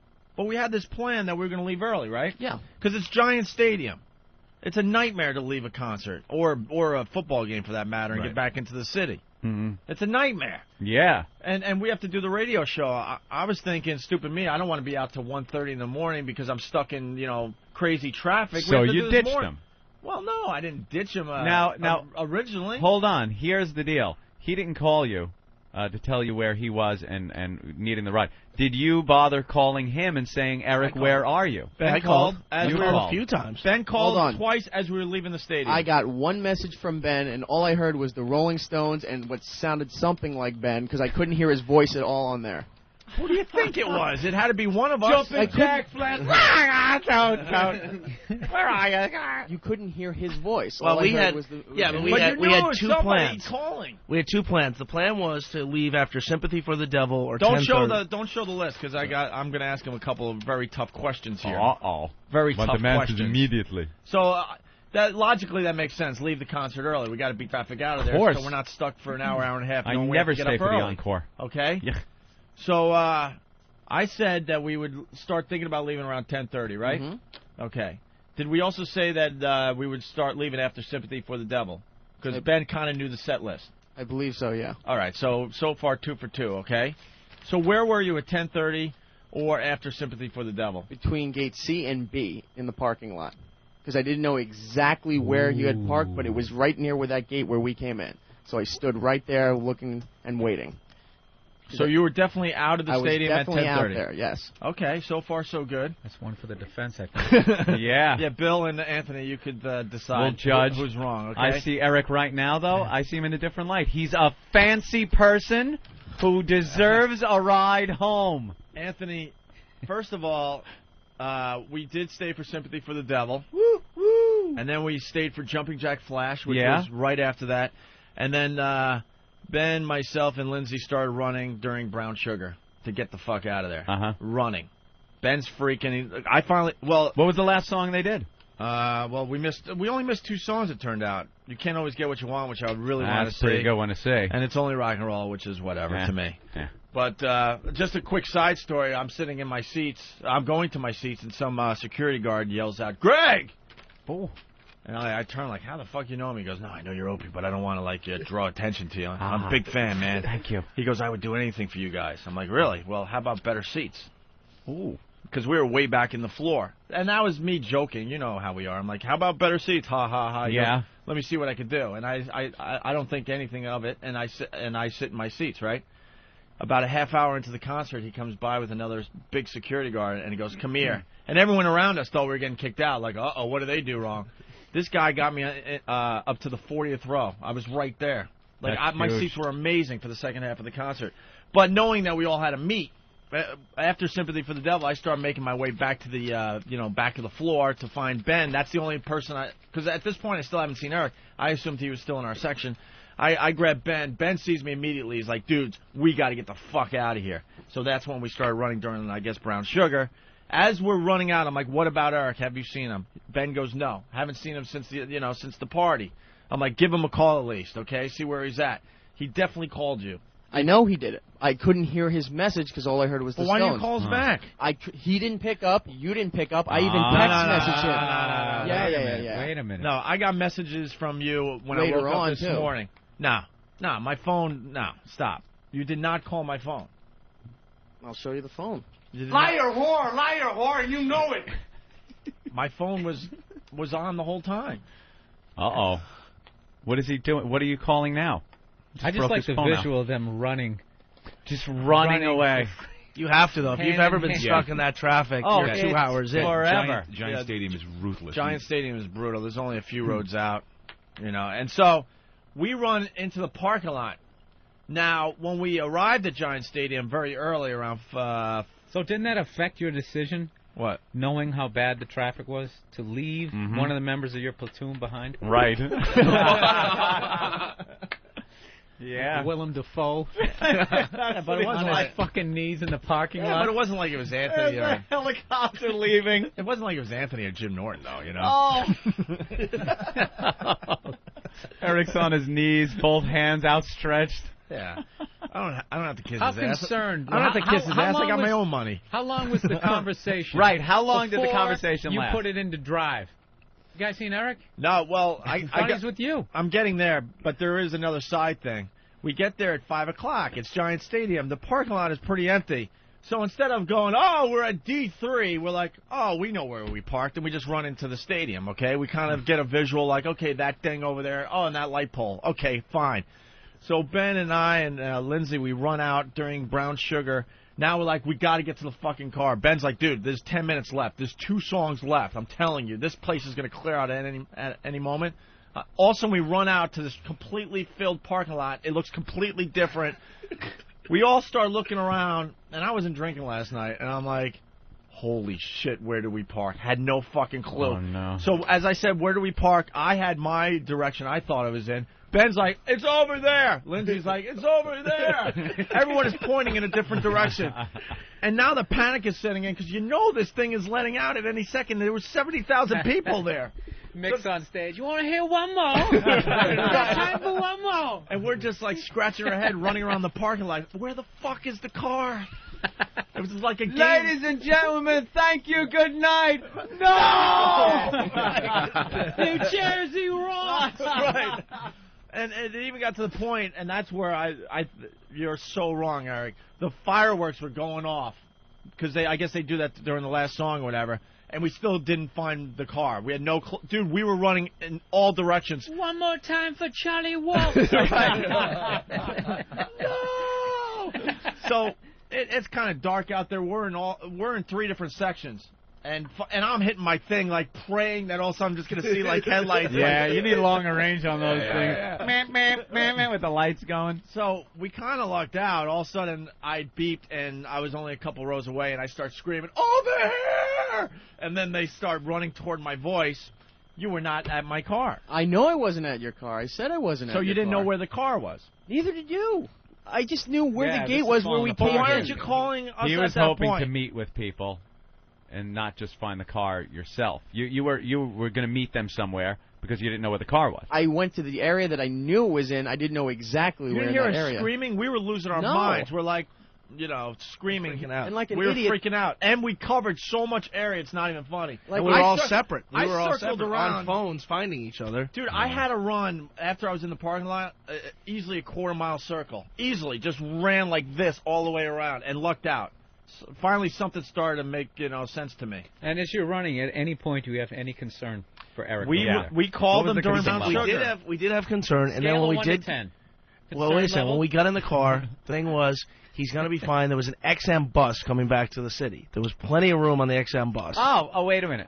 There's another mode of transportation. For all the XM people, they were going back to the Hudson Hotel. Dude, there was 100 people from XM. Hold on, Eric, did you know about this bus? Yes, I knew about Okay, this bus. Eric did know about Did you the bus. come over in the bus? No, I came with Opie. In the cut. Wow. Came with Opie. You're a dick. I'm just saying, I'm looking good so far. Come on. Knew about the bus, but he did come with Opie. Yes. All right. That'll weigh in the decision. So you were in the parking lot somewhere. Yeah. And you called Ben. When I got his in the message I couldn't hear, I called him. I even texted him. I said, "When are you guys leaving? Where are you?" But that phone, that's that temporary crap phone, and I had the BlackBerry number, which is a Washington number, which is the temporary number that I have. Well, the other phone gets fixed. So So now that I wasn't aware of. Ben wasn't glitch. prepared Right. technologically Right. for the phone call. There's a technical glitch in Opie Ben's wasn't aware equipment. where they parked. I'm seeing a lot of negligence on the I'm prosecution's seeing part. negligence also, right. Did you, when you got into your car to finally leave, Opie, right before you shut the door, did you stand up on the bottom of the door and look around a little bit? The No? fireworks were already going. I see no Opie, how concern. many concerts have you been to Oh, in your my life? God, hundreds. How many times have you been to the mall? Hundreds. A bunch of times. Now, isn't one of the things you learn as a youth, Yeah. the first time you get lost, Yeah. to always remember where you parked? Yeah. So that was negligence on your part. Yeah. Negligence on his part. He didn't know where we parked. And there was the bus. That's why we went the way. I was like, the bus Who thing drove? really is a Who drove? Right. I see a group negligence, but you got to accept responsibility as the guy that drove is the leader. You are the one that leaves the car and goes, look, we're at Goofy 5. We're at Mickey 8. You got to let people know so there isn't any confusion. And there's always other modes of transportation. Yeah. You know what I mean? So I guess technically, there was in a your bus. world, you can always leave somebody behind. There's an XM bus. There's just ways to get back. A Learjet. We found the car. The can call fireworks a were cab. going off. And Ben goes, hurry, hurry, hurry. We backed out and peeled out. Flew. I mean, peeled Opie out. drove out really fast, and we were flying. But You guys the would thing make was- some great Army Rangers, man. Never leave anyone behind. Fuck them. The Iraqis will pick them like up. I'm the first person to leave someone at a concert. The Are you POW kidding flag me? is a silhouette of his head. Eric's head just looking. So we pull. We're gone. We're gone. My phone didn't ring all the way to the city. Is there any conversations about Erik? Yeah, on the ride home, was there a wow? I Eric's said, gonna don't be- worry, he'll get on the bus. Or I didn't know Steve had already left. Steve lives right by the Meadowlands. And you got the XM bus, you got the New Jersey Transit, and then there's always limo drivers. You won $100,000 Yeah, yesterday. he won 100,000. You can get a limo easily after a concert there. A little resentment by other friends. I'm seeing that The also. money's won. The guy wins $100,000 and they ditch him. All right. Well, I want to know When about did you know the we bus. were gone? 11:15, and I'm standing by the exit gate where all the cars are going out, and I realized they're gone. I got to go try to find that bus. 11:15. You know what I was doing? I swear to you, at 11:15, I was were back. already asleep. We were back in Manhattan. I was Him standing at the gate, hoping to see Opie's car drive by, and Opie in bed snoring. No joke, dude. No joke. I ran home, I didn't even brush my teeth, nothing. I was in a nice room filled with AC, all comfy. Eric's still leaving pathetic messages. Yeah. Guys, I don't see you. Where are you guys? Are you still getting out? Are you still getting out of the place? Caught in the traffic? I'm on the northeast side. Right. I was in La La Land. I was in deep sleep because it was a long day. I was tired. I'm not kidding. I was out cold by 11:15 because we made it to the city in 15 minutes. Nothing. We were tops. back so fast. Yeah, that would I'd explain have to say that the thought there's other modes of transportation is a euphemism for fuck 'em. Right. That is so what fuck 'em. happened. Now, I want to know about the bus. Now, the bus was all right. So now an XM bus. You didn't realize we left you until 11:15. That's crazy. Because you knew we wanted to get out of there by 10:30. We were even late leaving at that point. Because you wouldn't think that, friends of yours would do such a thing. Right. They couldn't possibly have left without me. You must have panicked let someone else promote your HBO show. I'm done. He's getting attacked. He's the guy who's left. You're blaming the victim. Right. What were you wearing, you fucking whore? We can never be happy for You anyone. rode over together. You left the guy. You fucked him. I think subconsciously we can never be happy for anyone on this show, and the fucking guy won 100,000 today, so we had to He wasn't wearing the right wristband. He was asking for it. You must have been in full panic mode, Eric, because I've got 3 calls on my phones from you around 11:15, 11:16. I have 4 calls from you when I woke up this morning, so I don't know. Maybe something was going on with my phone. Ben knows my phone did not ring. No. From Brown Sugar all the way home. I'm telling you. And then there's one text message. So I see text message and it says from Eric, and I'm like, oof. It's all going to be written in capital letters. You fucking fuck. That's exactly what it was. So I hit read, and I'm like, and my eyes are closed, and I open them up, and it's like, all it says is, thanks a lot, bro. Oh, no. You wrote bro. All in big fuck you letters, Yeah, he was in concert speak. Right. Yeah. Fuck you, bro. Thanks a lot, bro. And you can tell that the bro was typed out really hard. B-R-O. All in capitals. All in capitals. And I'm like, ooh, this is going to be an ugly morning. I think that bro was sarcastic. But 11:15, you're watching the parking lot empty? Yeah, and at that point, I started calling Steve, because I figured, all right, Steve probably didn't leave early, because he's not that far from there. Maybe Steve's still stuck in the parking lot. I can find Steve. By the way, for the rest stuck of the in country, the parking lot, he actually looked up and saw. There he goes. See, Steve Types another message. Thanks a lot. Wow. Steve stayed all the way through the fireworks, the encores, and the goodbyes and the thank yous, because he doesn't have to wait in traffic with that hybrid. No. He flew over everybody. Right over. Mick pointed at his car. It was great. Look at that little thing. It's the future. But for the rest of the country, just so you know, Giant Stadium is in the middle of nowhere. It's a swamp. It's in the middle of a swamp. It's not a lot of these stadiums in other cities. You can walk a little bit and you find maybe a taxi or something, but not this case. You don't want to be left in the swamp. No. So 11:15, you realize we're gone. You're calling Steve. Gone. So what happens? No response from Steve, so I said, fuck, I better try to find that XM bus. So I go running over. Buses are gone. Buses are gone? Buses are gone. Don't you have Will's number? No, I don't. You don't have any of those guys' buses numbers? were gone. They moved. They cleared that whole area for this big wraparound line that went almost around the entire stadium for the buses for the New Jersey Transit Authority. Oh my God! So that's where I wound up standing in line waiting to get a bus to get Wait back a second. to New York. Wait a second. Wait. You Okay. said this morning the bus was full. Right. The XM bus was full. Oh, wait, the Yeah, guys you did. won in. Come on in. Come on in, non-winners of $100,000. What do you got to say, Danny? No, I was just going to agree with Ben. He did say this morning that he didn't get on the bus because the bus was full. All Not right. that the bus had left, but the bus was This full. is now getting shaky on your part. The defense is falling apart. No, but we need you need to examine him as a character witness. That's I mean, true. he's Well, also extremely jealous right now. Yeah. However, and also, willing to sell him down the river. I would seriously doubt with the money that XM spent and these high-profile clients that came in from all over the country, they would leave that fast, and everybody would have gotten back to the bus because people are buying T-shirts and stopped at the retail. Objection, speculation on the prosecution. Throw it out. Don't acknowledge his doesn't stand- testimony yes, it now. doesn't. Throw it out. So you never saw the remove XM him. bus? No, I didn't see them. You're saying you never saw it, But you told people you that told it was people full. it was full. When my name wasn't on the list. What? Wait, what? This is falling apart quickly. Yeah, there's something else to this story. There's something else that was going on. Did you I'm gonna say. see the bus at all No. last night? Didn't see that bus at And all. you didn't see anyone from XM?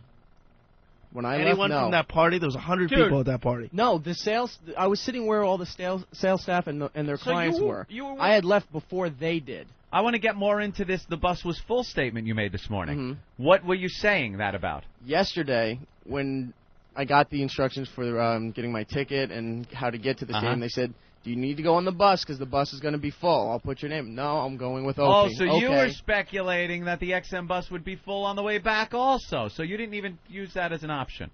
No, because I was supposedly going home with Opie. And then when I realized maybe I could still try to catch the bus, there were no buses. Mm-hmm. How did you get home? Waited online to get a bus to the Port Authority. That's terrific. That's terrific. Oh, my. Let me ask you this. What's the worst thing you said as you were standing there muttering to yourself? Yeah, right. Exactly. What's the worst thing that you said? Oh, I don't know. I was so... I bet it was really bad and really personal and about Opie and Ben. Wishing some sort of disease. Right. Here's the other thing, though. You just won $100,000 yesterday. Cancer of the ass, that fuck. How long did it take to get a bus?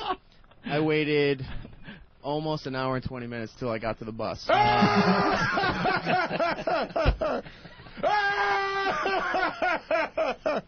Oh my God! And that's a long hour and 20. Oh yeah. That is a long. That isn't hanging out with a hot chick hour and 20.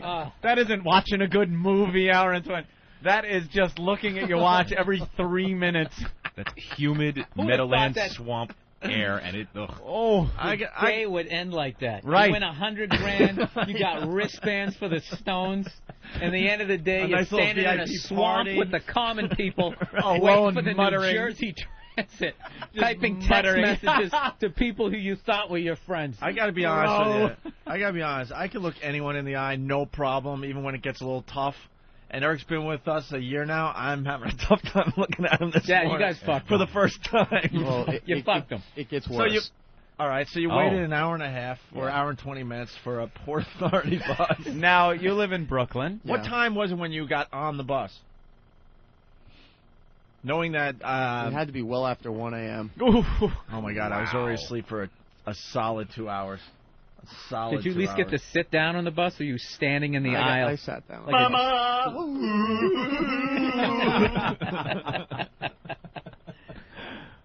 Oh God, this is awful. Before we move on, Crazy Adam says there's a hole in Eric's defense. Crazy Adam.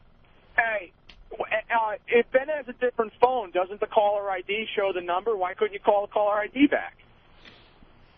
No, it's a... Wait, you know said what your he's BlackBerry's saying. a different number, right? Yeah, the BlackBerry's a Washington number. Washington number. Yeah, but a number's a number, man. I mean, still So possible. Eric could have just called that number back, I don't whatever have it that was. number. I have his New York number. But did the number show up on your phone When Ben did call when you. Ben called you? And did you really call my phone? Yes, I called your phone. Starting at Plus, 10:30. it's a D.C. area code. You probably think It it's was some later than whore you 10:30 banged when I down there in a promotion. Yeah. I think the forensic guys there should take a look at his phone. Check We the need call the phone list. records. Yeah. You should have that guy from A&E do the narration. You know what? of this. Yeah, this horrible tragedy. You know what? Here's the deal. 1 a.m. I did not bring Stranded at the Meadowlands. I did not bring my phone in. Did you leave messages? There were some hang-ups. Yeah, I there had were 4 hang-ups. voicemails. 3 were hang-ups. No, 1 was from Ben because he left something in my car. 2 were hang-ups, and 1 was finally you just saying thanks a lot or something like that. So I don't have my phone on me. I could call my house, and we could get to the bottom of when those calls came in. Okay. All right, and I'll be completely honest. Okay. But I'm telling you, the phone did not ring from 10:30 when we started leaving, all the way until I dropped Ben off and went home. There are people waiting for buses that aren't there. Why are they waiting for these buses? But I will. You go to the concert with 3 friends, you leave with 2. Nothing. I don't want to talk about it, Larry. It's awful. This poor man was standing there, and no one would pick him up. The bus was full. He has the right. Thanks a lot, bro. We got E-Rock's Mind checking in. E-Rock's Mind, what's up? Worst thing I was thinking that night, it wasn't my pals. It was that fucking meal ticket comment. She was just pulling those strings. Oh, the paycheck. The paycheck left you there, my friend. You know what? That might have played into a little bit. Oh, boy. A seedy story of resentment. Resentment? Laying itself out in this swamp in New Jersey. So, 11:15, you realize. So, what time did you get on the bus? 1:15, right? I couldn't tell you. I know it was well after 1 a.m. 1:15, while Opie slept at home, Erik was just getting on a bus. What time would he get home?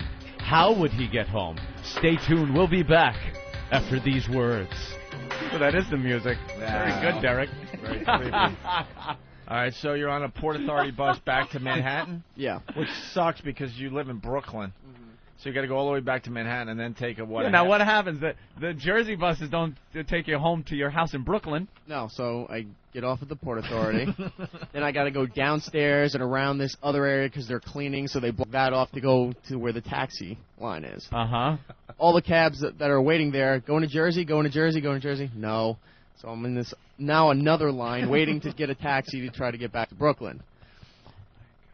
But I get tapped. I turn around. It's Stalker Patty. Hi. What is Stalker Patty doing out in the middle of the night? Her and a few other people were coming back from some gambling junket in Atlantic City. Oh, she's hooked. So she's like, "What are you doing here?" Waiting for a cab. Oh, it was nice to see you. And then she left. So she will pop up everywhere. It's really creepy. It's not like it's a small town. This is New York City. And she pops up everywhere. I finally had to tell her to stop following me on the subway because she was doing that for a while. Yeah? Oh, yeah. When I was still commuting back to Long Island. She would just happen to be on my subway, and after the third time of her saying, "Wow, what a coincidence." I'm like, "Pat, I know what you're doing. Stop. Please stop." Erik, you could hop on the jitney. I'm sure the jitney will take you there. How is she going to Atlantic City every goddamn weekend on weekdays? She was getting back from an Atlantic City junket on a Thursday. Some slot machine tournament.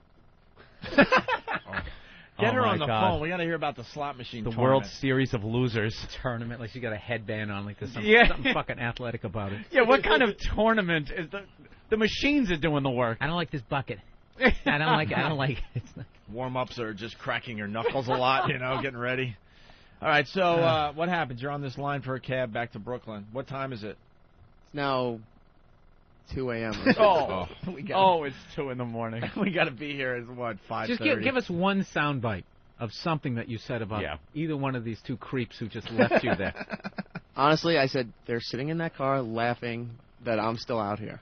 I figured they did it intentionally because they've done it a few other places. But I never thought they would do it in here. We did it where? You tried doing it to me in Washington Station. Well, no, to the bathroom. What he wanted to do to you in Washington would have been really bad because Ope wanted to report your bags. You went in the bathroom. Remember this? This is when we first went to Washington. Oh, yeah. You were going to say that you saw those bags unattended. Oh, yeah. There's a history of that. Yeah, that was a bad call. Very bad. No, that's not a good idea. Yeah. But we did, I think, didn't we ditch you at the... He was sure ditched once before. We didn't ditch you Yes, ever. we ditched him somewhere. Where? I'm remembering. It's like, where's Where? Erik? We ditched him. Where? I think it was at the train station in Washington. Was it a car or a limo or something? Was it the X Games? I can't remember where it was, but there was some point where we were like, where's Erik? Fuck him. I remember that was said. Patty's on the phone, by the way. I know. We'll get to Patty in a second. So, Cha-ching. So now it's after 2 a.m., and you have to be... Why didn't you just come back to the station at that point?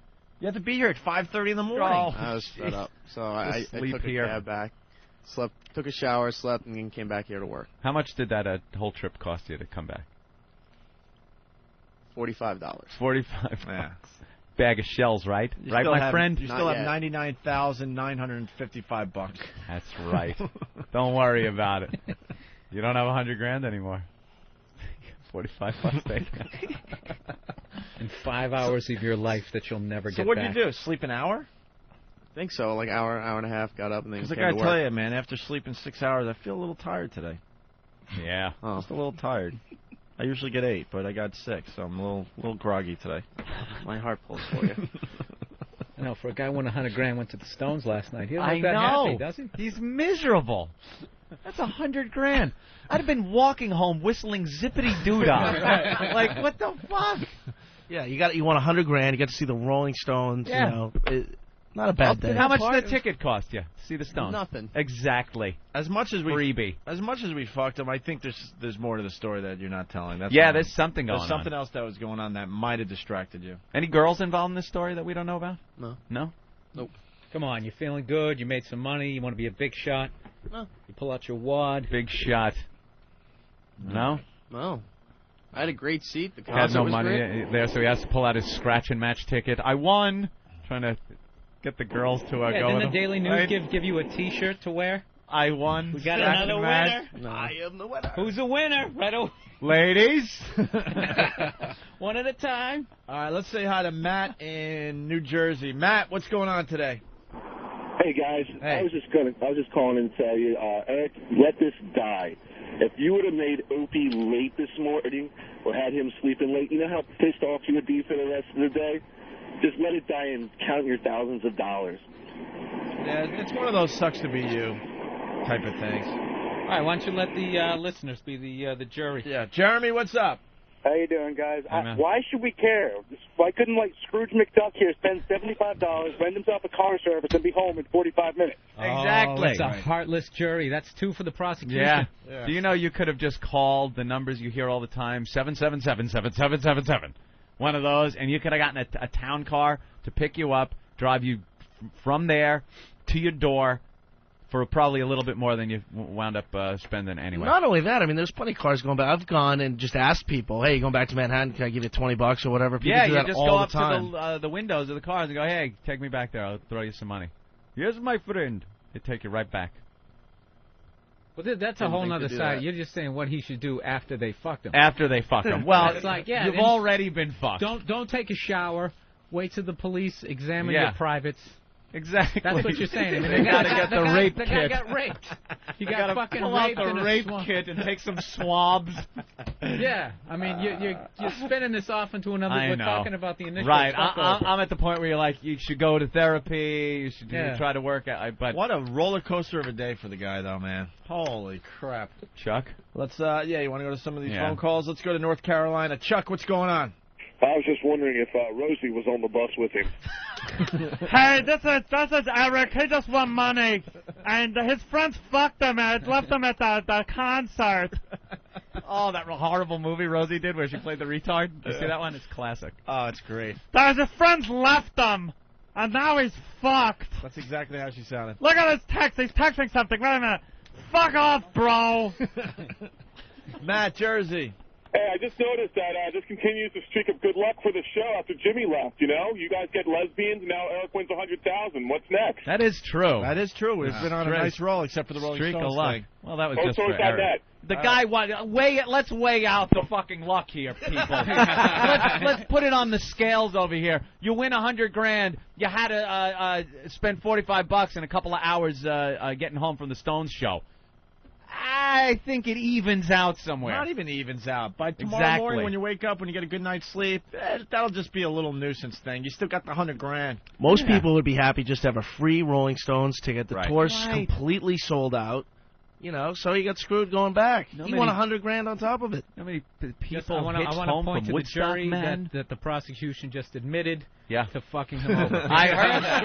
I heard he that. just admitted. I really he got think screwed. Eric's not thankful enough for the fine day he had yesterday. Motivation. Look at his face. He's like, I should be thanking you. You want $100,000?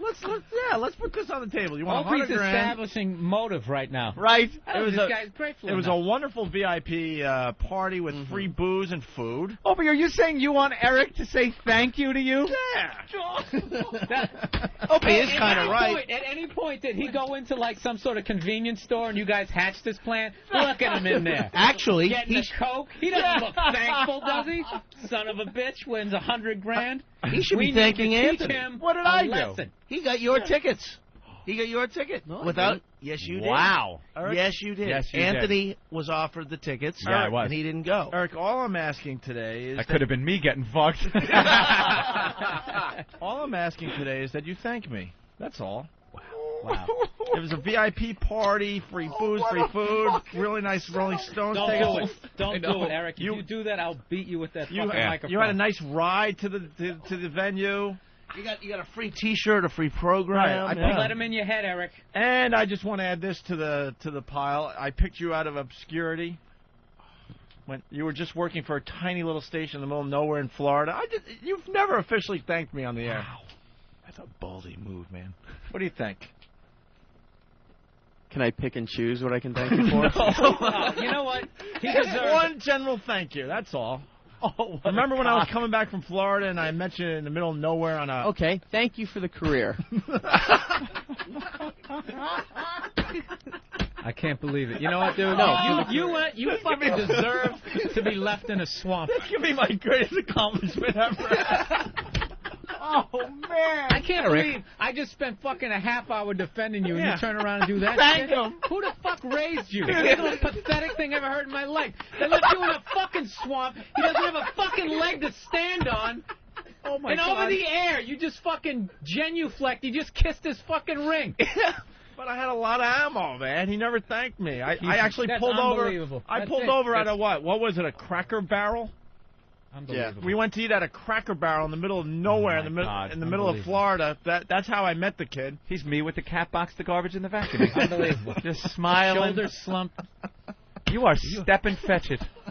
How much money do you need to win before you get some fucking spine in you? You have an FU nest egg right there. It's FU money.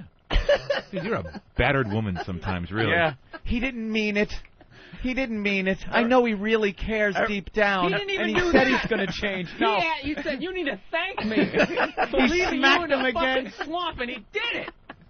Not for the swamp.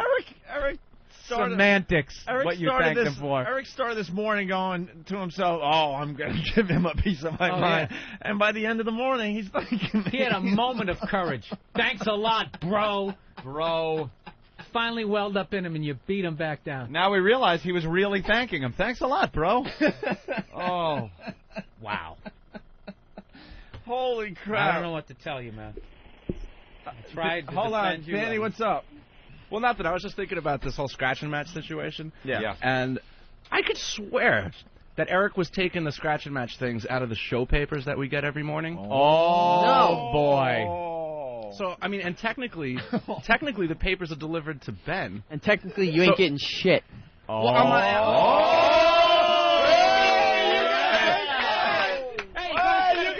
In your face. Hey, you got a set of balls. I don't Yeah, get too yeah. mad at that. There you go. Danny!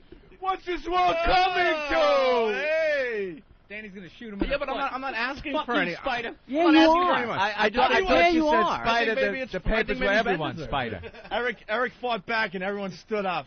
Come on! Hey. Bring it on! Danny just got a raise.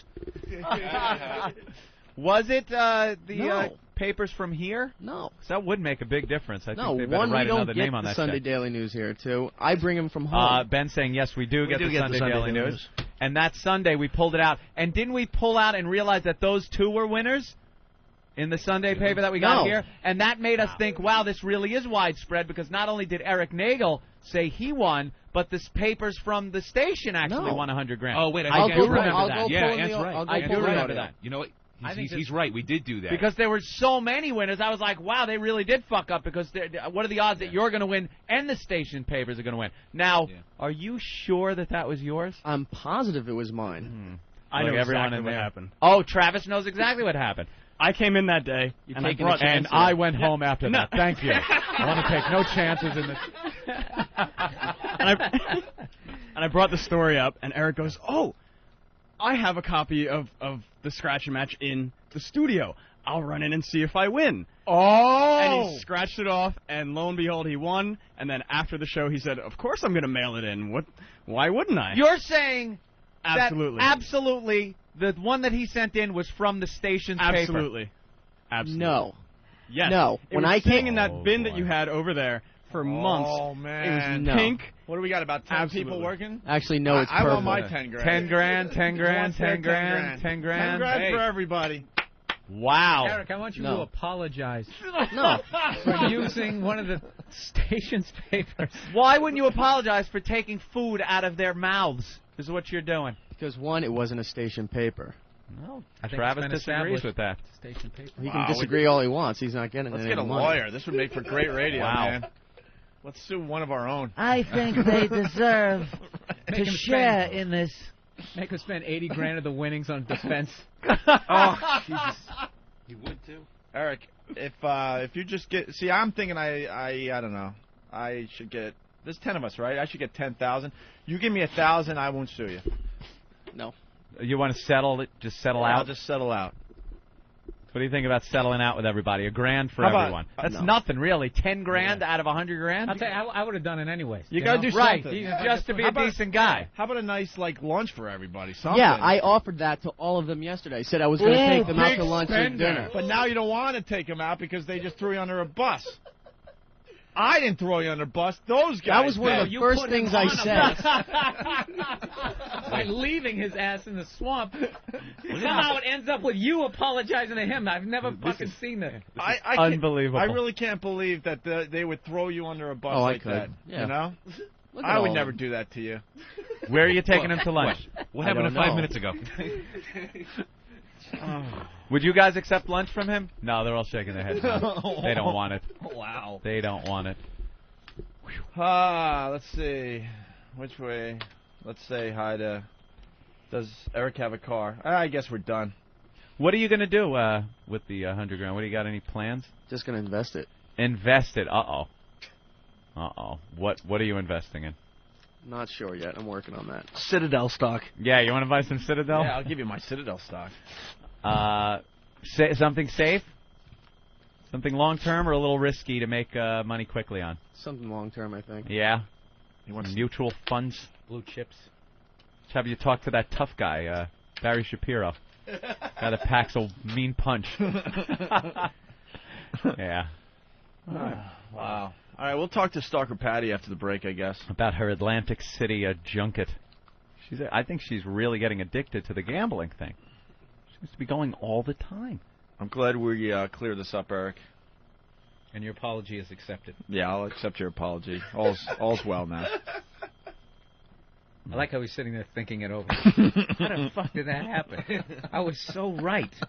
So right, yet he Apologized. and thanked someone for his career. He still has fucking dirt on his knees from that swamp. The swamp. He left him at a swamp. Never seen anything like this. That's the end of any thanks, mate. All right, we better take a break. Yeah. Yeah, there was a time we gave away 100 grand. Yes. We haven't played this thing in a while, Anthony. Mm-hmm. A lot of new listeners. We were at a radio station in the Boston area, and one day we decided to give away 100 grand. Mm-hmm. And here's the winning phone call. Check it out. Hi, who's this? Hey, it's Craig from Waltham. Hey, Craig, guess what? Oh, did I win? You are the 107th call. No way! Tell me I won! I won! What? No way! You're kidding, right? 107. Oh, wow! 107th caller. Congratulations. 100 grand! Oh, my God! You just won 100 grand, bro. Oh, Jesus. Do you know what I'm going to do with that? What are you going to do with the 100 Man, grand? the first thing, I have this old... Oh, I cannot... Jeez, I got to... Calm down. Calm yourself. I am the winner! I'm the winner! Well, what are you going to do with 100 grand, bro? I got this... Oh, man, I got this box for a truck. I've got to get a new one. A new... Oh, that... Oh. Wait, dude. How are you going to do that with a candy bar? What? How are you going to do that with a candy bar? We just gave you a 100 grand candy bar. What do you mean? We gave away 100 grand. It's a candy bar, bro. Congratulations. What? You just won a candy bar. Hey, what the f***? I've been listening to f***ing radio for like 3 hours, man. You said 100 grand. Yeah, 100 grand. We gave you a candy bar. a candy bar. Congratulations, buddy boy. Oh, you guys are a bunch of douchebags. Hey. Congratulations, man. Like sands through the hourglass, So is the O&A virus. Well, Jimmy, now you're not going to like this. I'm sure. Well, this, you like the big labia, and it says in some cases, large labia can create hygiene problems or affect sexual function. Now, here's the hygiene problems they're talking about, these rookies. That when she tinkles, sometimes a little tinkle gets caught up in there and stays. Yeah. And let me tell you, that makes for a lovely aroma. A lovely wafting aroma. You are something else, my friend. And he's not even making a joke. You like it a little dirty. No. Because that's called dirty. No. Dirty to It's me. not like she's picking up a steel with it. If it gets dirty, it's because of whiz. Now, there's a dirty sweat there's an unhygienic. There is a difference between being a slight musk that is just a natural thing and being dirty. There's a dirty smell and there's a sexy smell. Believe me, I don't like dirty. I don't like a filthy, awful If pussy. they're getting caught in the labia, though. When tinkle gets trapped in there. For how long would you say? Yeah, maybe a week.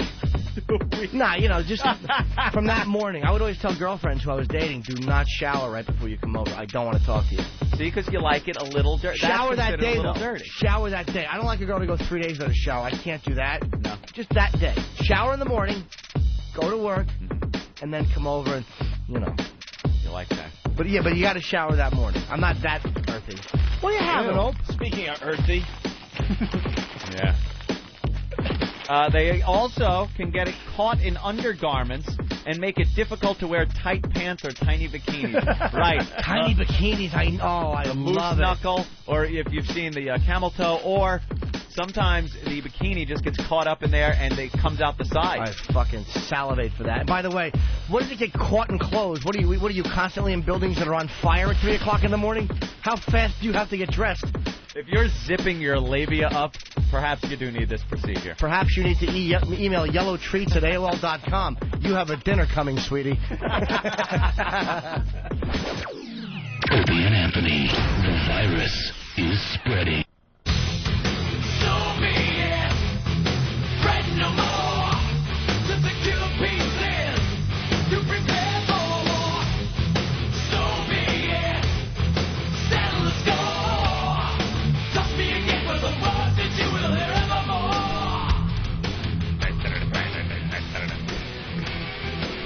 Bravo. Great job, Eric. Now go get your fucking shine box. Metallica. Dane Cook coming in at 9:30, I believe. I don't think he's ever done our show in studio. Not live, no. Just phoners. We've had a couple phone calls from him over the years. He's blowing up big time. I Bill think, Burr also blowing up. What? I think he's made probably $100,000 off of his you think? record sales. Yeah, maybe $100,000. Mm-hmm. Bill Burr is going to be on HBO tonight at midnight. Half-hour comedy special. I'll watch that one for sure. On HBO. He's a very funny guy, but I'm not going to really push it anymore because he wasn't on my side during that last break. It was just such a gang mentality. No one Someone had to defend it.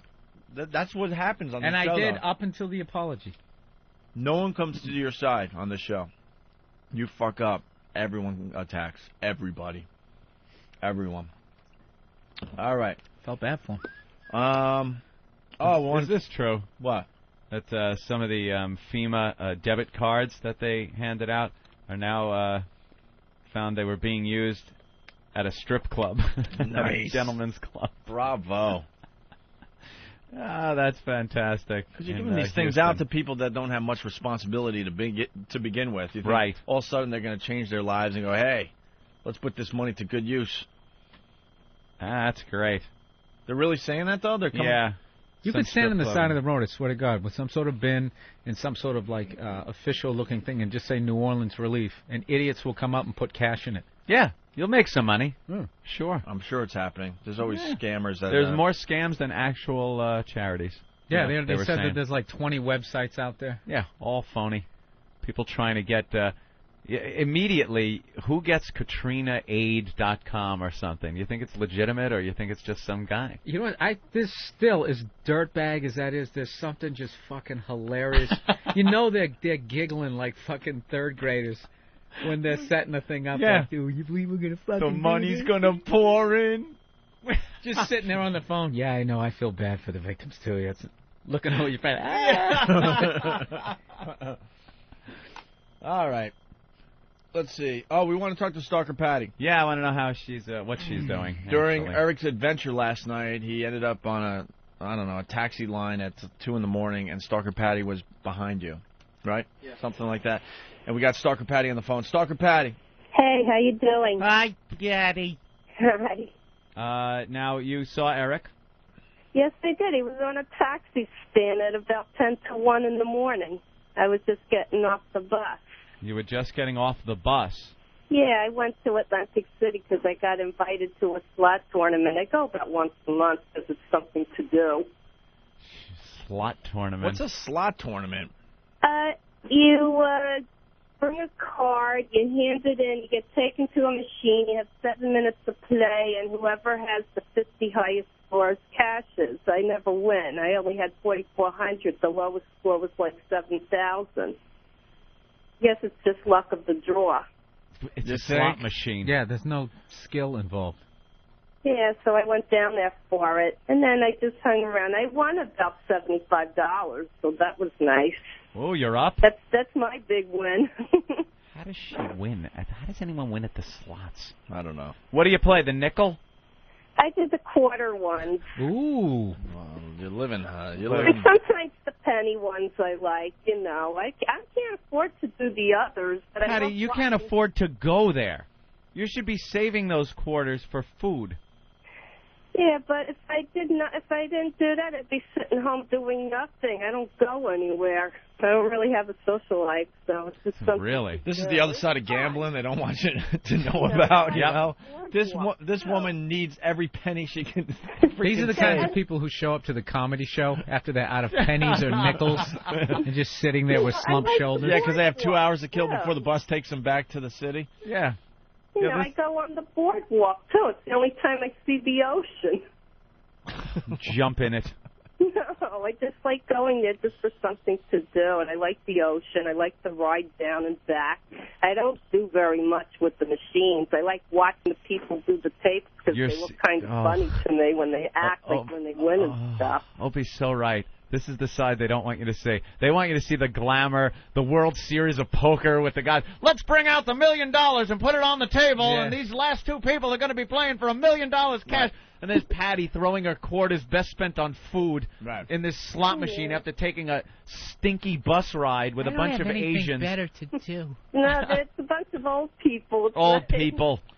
Yeah, I don't mind it. I ended up in Vegas with Stephen Lynch's crew when I was just wandering around the country. I took a ride from L.A. to Vegas through the desert and stuff with a bunch of L.A. dudes that looked like they were in Stone Temple Pilots. They all looked like rock stars, even though they just worked at like a Starbucks. And we're there for Stephen Lynch. He was playing, I guess it was the Hard Rock at the time. And all of a sudden, these guys, I was hanging out with them all week, and they're like, you want to see the real Vegas? I'm like, yeah. 2, maybe 3 blocks from all the glam and glitter. Mm-hmm. Holy shit. And it's right there. It's not that far from the Strip. Yeah. Places where they say they'll accept your car title and your house title for loans. Oh, shit. Right off the Strip, saying, we will accept whatever it is, your house, what is it called, a house? And your deed. And your deed, and then there's motels that are for like, I don't know, like $10, no joke, like $10 a night. And you got people just wandering around, just like they lost it all. I like the slot machines and the gas stations. Like, who can't get away? You know, you're leaving, you want to fill up your tank and leave. Who needs that one last pull or something, you know? Right. No, it's even worse if you win, because then you're turning your fucking car back. You're going Here we go, I'm on a streak. Or you stay at the gas station. This machine's hot. Right. Sir, at least move your car away from the pump. No, I walk away. I jinx myself. Yeah, I can't leave. Keep the car. I'm up 75. I don't know how anyone, lives in Vegas. Because when you go there, you get just pulled into it, obviously. You really do. But when you're living there and these slot machines are in grocery stores, the Starbucks, the gas stations, I don't know. How many times you got a cab driver out there and he's got a story? Oh, they all do, yep. Oh, yeah, they all fucking, I stay out of those places. Everyone that works there is like, no, I don't gamble at all. I stay away from it. No drinking. They're all born-again Christians. Yeah. I think they sold themselves into some sort of slavery out there. It was like the last roll of the dice. to the cab company. Yeah, there's some kind of slave labor. You know, I wasn't going to go there. I did notice something during Stalker Patty's phone call. She's still on the line, by the way. Yeah. I wasn't going to go there, but the phones are going nuts. They really are. There's like 5 people that have the same comment. Larry, go ahead. Hey, did anybody catch what happened there just then? He said, Erik said he didn't get on the, he didn't leave the bus till way after 1, yet Stalker Patty said she saw him at the taxi stand at 10 till 1. Patty. Stalker Yes. Patty. Now, It was about 10 to 1 because that's when I got off the bus and came up outside and I saw him there. see, she's standing crazy. right on, She like, knows third time. person Yeah, in crazy line. people are like, they know the time all the time. she knows every time. She does everything. She's Yeah. like anal like that. She Yeah. knows. So if she says that she saw you at 10 to 1, it was 10 to 1. Big hole in the story there. It's like the third person in line. Did he look happy? He looked kind of like tired. That would be the look. Imbibing. I think he imbibed a little too much. Imbibed. All right. Well, there you have it. Imbibed some arsenic. All right. Thanks, guys. Punch it out. Thanks, Larry. So Stalker Patty went down to Atlantic City, and you played the slots in some dumb tournament. Anything else happened down there? No, I just had my dinner and just went to the boardwalk, went to my favorite deli because it's the one with all the dollar bills all over the counter and cash register, so it's kind of cool. So I like to have coffee in there because the place looks cool. I saw the water and went into some of the 99-cent shops and stuff like This that. was on I like TV. it There'd be a down there. sponsorship number underneath her. Did you hear her? This is just so sad. I can't even make fun of her. This is just sad. I'm just wandering around the boardwalk all alone. Money on the counter. You hear the last dreaming. part? I like it. She says she walks into the 99-cent stores. Yeah, Oh. they're all over the boardwalk. They're right there. Did you buy anything? Yeah, I just got a little top to keep warm inside the casino because I forgot to bring something with me. It was like $4.99, you know. $4.99 at the 99-cent store. And did it say anything on it? Yeah, it just said Atlantic City Athletic Department. Athletic department. Oh, she's got the body of an ant. I was going to say, I should have said Atlantic City Ant Farm. You athletic department, great. And were you alone? Yes, I was. Sitting in that diner with the dollar bills on the counter, drinking her cup of coffee, just staring off with her thoughts. Yeah, what do you dream about when you're in that situation? Yeah, what is your mind? Where does it What go? if I was one of the lucky ones that hits for the jackpot or 1,000 or something, you For know? 1,000. She's just looking for a grand. What if the money on the counter was And real? how did I do with the slot tournament? I got it checked about 8:30 tonight when they're posting it, so I had to run back to Caesars and go look at the list. Of course, I wasn't on it. Do you Because the start, lowest person was 7,000, and I only hit 44. Patty, do you start thinking about what you would spend the money on? If I won? Yeah. I don't know. I just put it in the bank until I decided what to do. What is Yeah, the just take care of something, maybe get a bigger place to live or something. What's you know? like the one materialistic thing you want? What is like the dream item that you really want to buy that you'll never think you can afford? The one item. Well, I'm already getting it, so I'm happy. What? My friend's going to give me his old computer, and I'm going to That's not get a to watch dream his item. dogs for about 3 months free, you know, when he goes away. That's not a. That's a dream item to me. Oh, Can I take a break? I don't. This is like depressing me. Isn't it depressing? But it's not depressing to her. She doesn't understand how sad this is. To her, this is great. This segment brought to you by Paxil. You know, but you know what I would like? A portable DVD player to watch a movie on a bus or something, or sit in Central Watch Park and watch that's a it. movie or Reruns of the old something. Lawrence Welk show. Make it even more depressing. I'm getting the box set. Patty, so a portable DVD player? Yeah, that would be one of my dream items. That's one of your dream items? To have, but it's like $400 for one, and you know you can't spend Well- $400 for one of those. Well, Patty, we can make your dreams come true. That's right. We're the dream makers over here at There's the a Opie new and show, Anthony show. hitting TV where they make dreams come true. Yeah. Yeah. Which, quite frankly, it's bad timing considering what happened with Hurricane Katrina. And now they're doing these stupid dreams on TV that people are are hoping for. Yeah, the dreams are all small. I want socks. Yeah, right. The dream is to have not like a one-room place, but like a 2 or 3 room apartment. I can have my study in one room, my bedroom in the other room. A little, you know what I study. mean? A bigger apartment would be a dream. I'm a millionaire and I don't have a study. A study. All right, Sherlock Holmes. No, What's a study?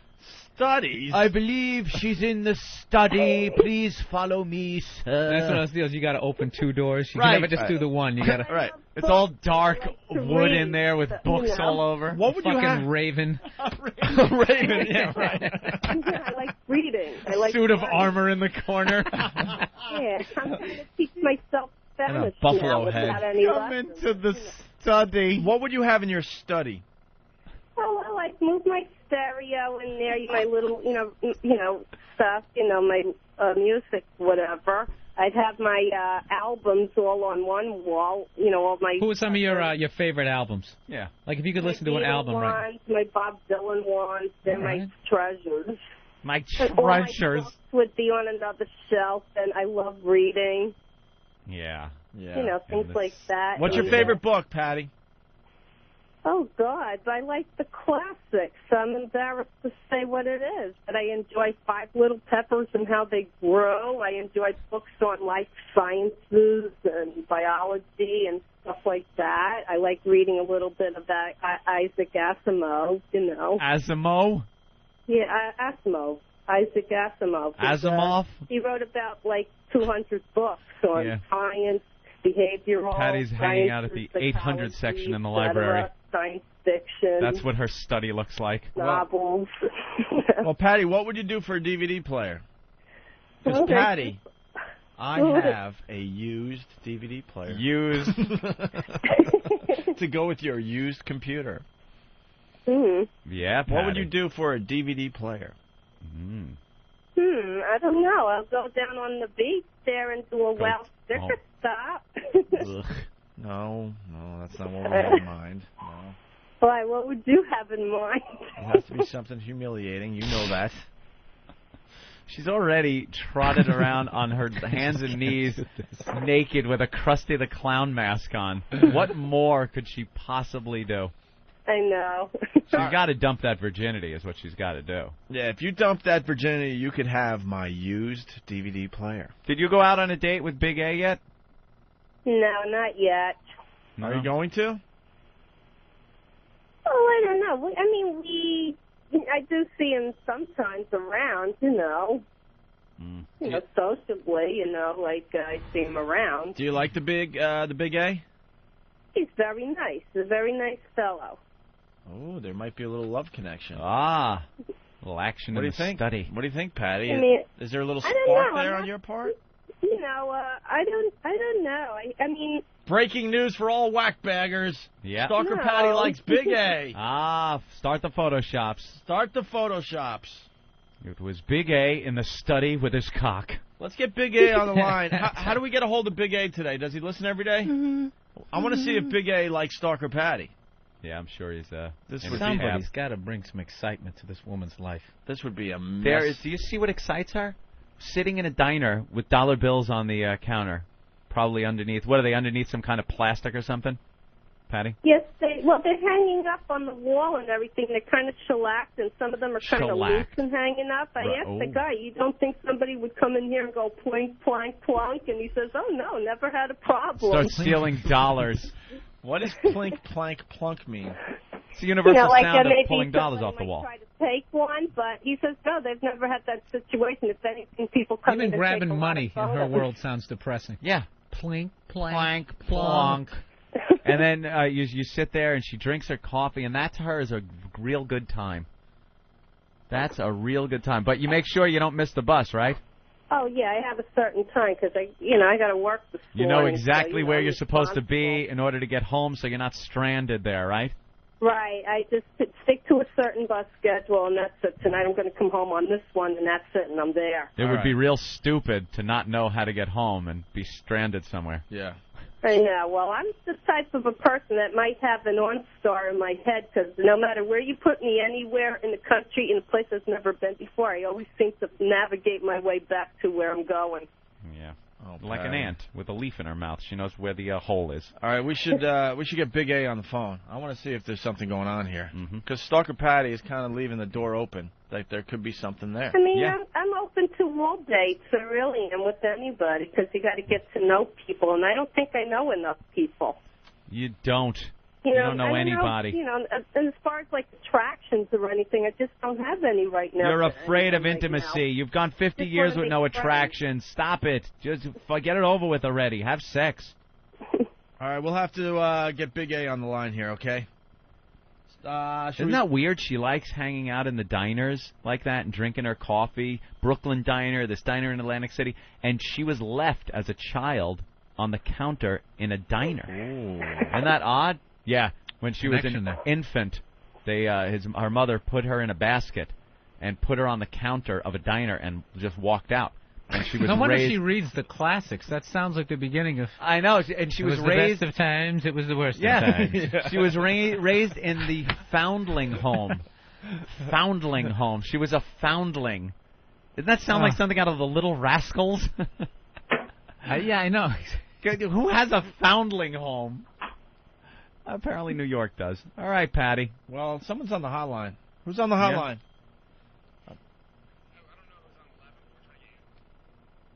Oh, okay. Who's on 11? Who's this? Working in there. Hello, 11? Line 11? Hello? Come in 11. 11? Hello? Anyone there? KDK 12 to KDK 1. All right, I don't know what's going on. Okay.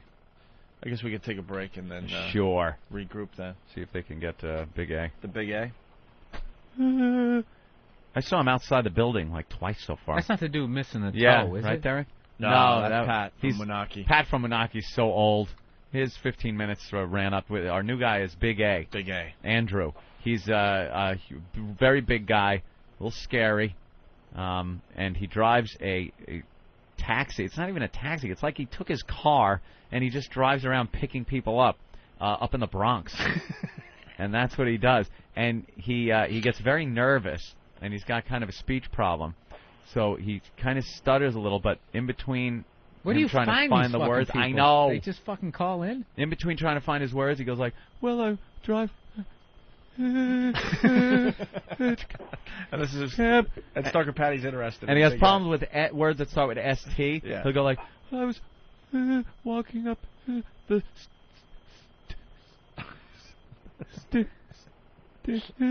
stairs. It's just frightening.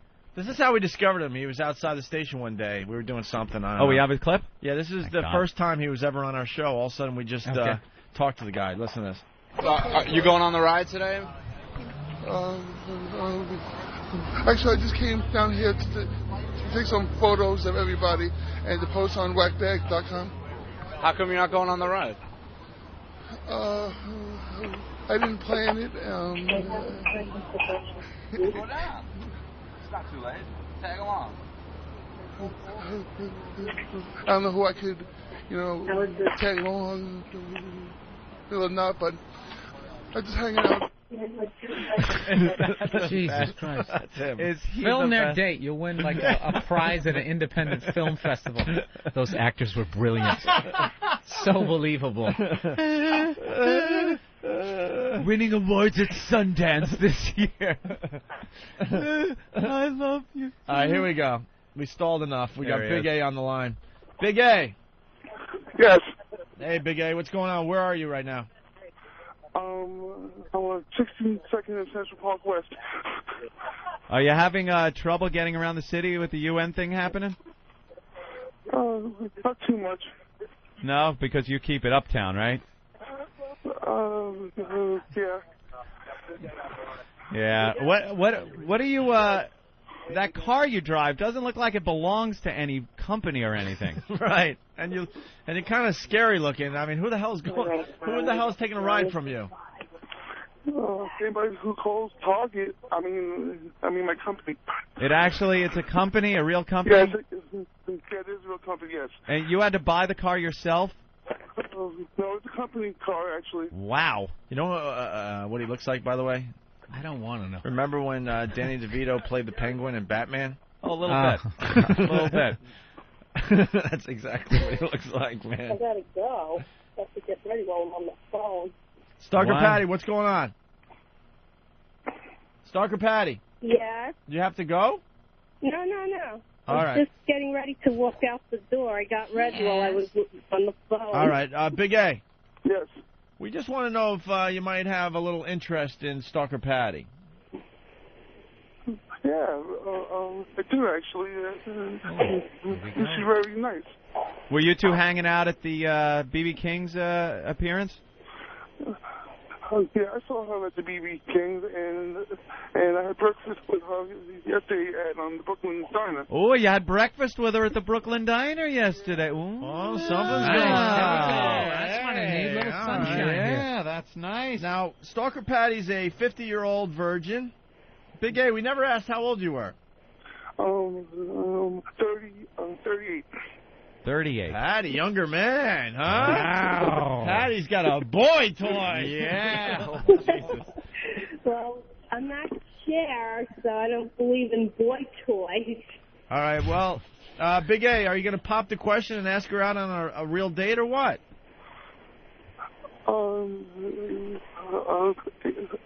Patty, would you like to go out sometime?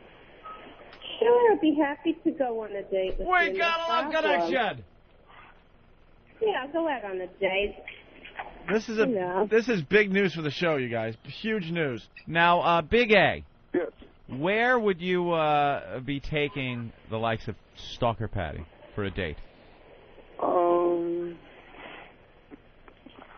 Take it to a diner. Yeah, where? You want to go to Pizano of Mulberry Street in the heart of Little Italy? Oh, definitely, yeah. The How San about Gennaro that? feast is going on, I do believe. They're closing down all the streets down there. You can have That's a right. some nice Italian food. Hey, Big A, when was the last time you got laid, by the way? About 2 years ago, at least. Stalker Patty, you all right with that? His sexual history? Sounds like a slut to me. Can you handle being with someone so experienced? I'm really down for a date. You have to excuse me. I'm out in the hallway getting on the elevator. What, Rikers? No, they're just fixing something in the hallway. The elevator's here. It'll be quieter in a second. What is that banging? What is that thing coming up the stairs? Yeah. They're fixing something around the corner in the hallway. I'm showing Bill Burr what Big A looks like. No. Oh, my God. I'm leaving the Does that double chin quiver when he goes? Yes, it does. He looks happy, though. He's a happy guy. He was waving to all his fans as he was going into the B.B. King's appearance, the Ron Fez That thing. picture's cropped too much, though. It doesn't show the sweat under that armpit that he's holding up. Right. You were a little nervous that day. I noticed you sweating a lot, Big A. All right, breaking news on the Opie and Anthony show. Big A has asked Stalker Patty out on a date. Do we have a day we can do this to send them to Pizano's of Mulberry Street? Stalker Patty, would you? Well, Big A, you better ask her. I can't do the dirty work for you. Yeah, get to know when she's free and everything. Yeah, go ahead. Hey, Patty, today's a good day. Yeah, so I can take you out at Pizano's. That would be nice. I'm free anytime. Just let me know when.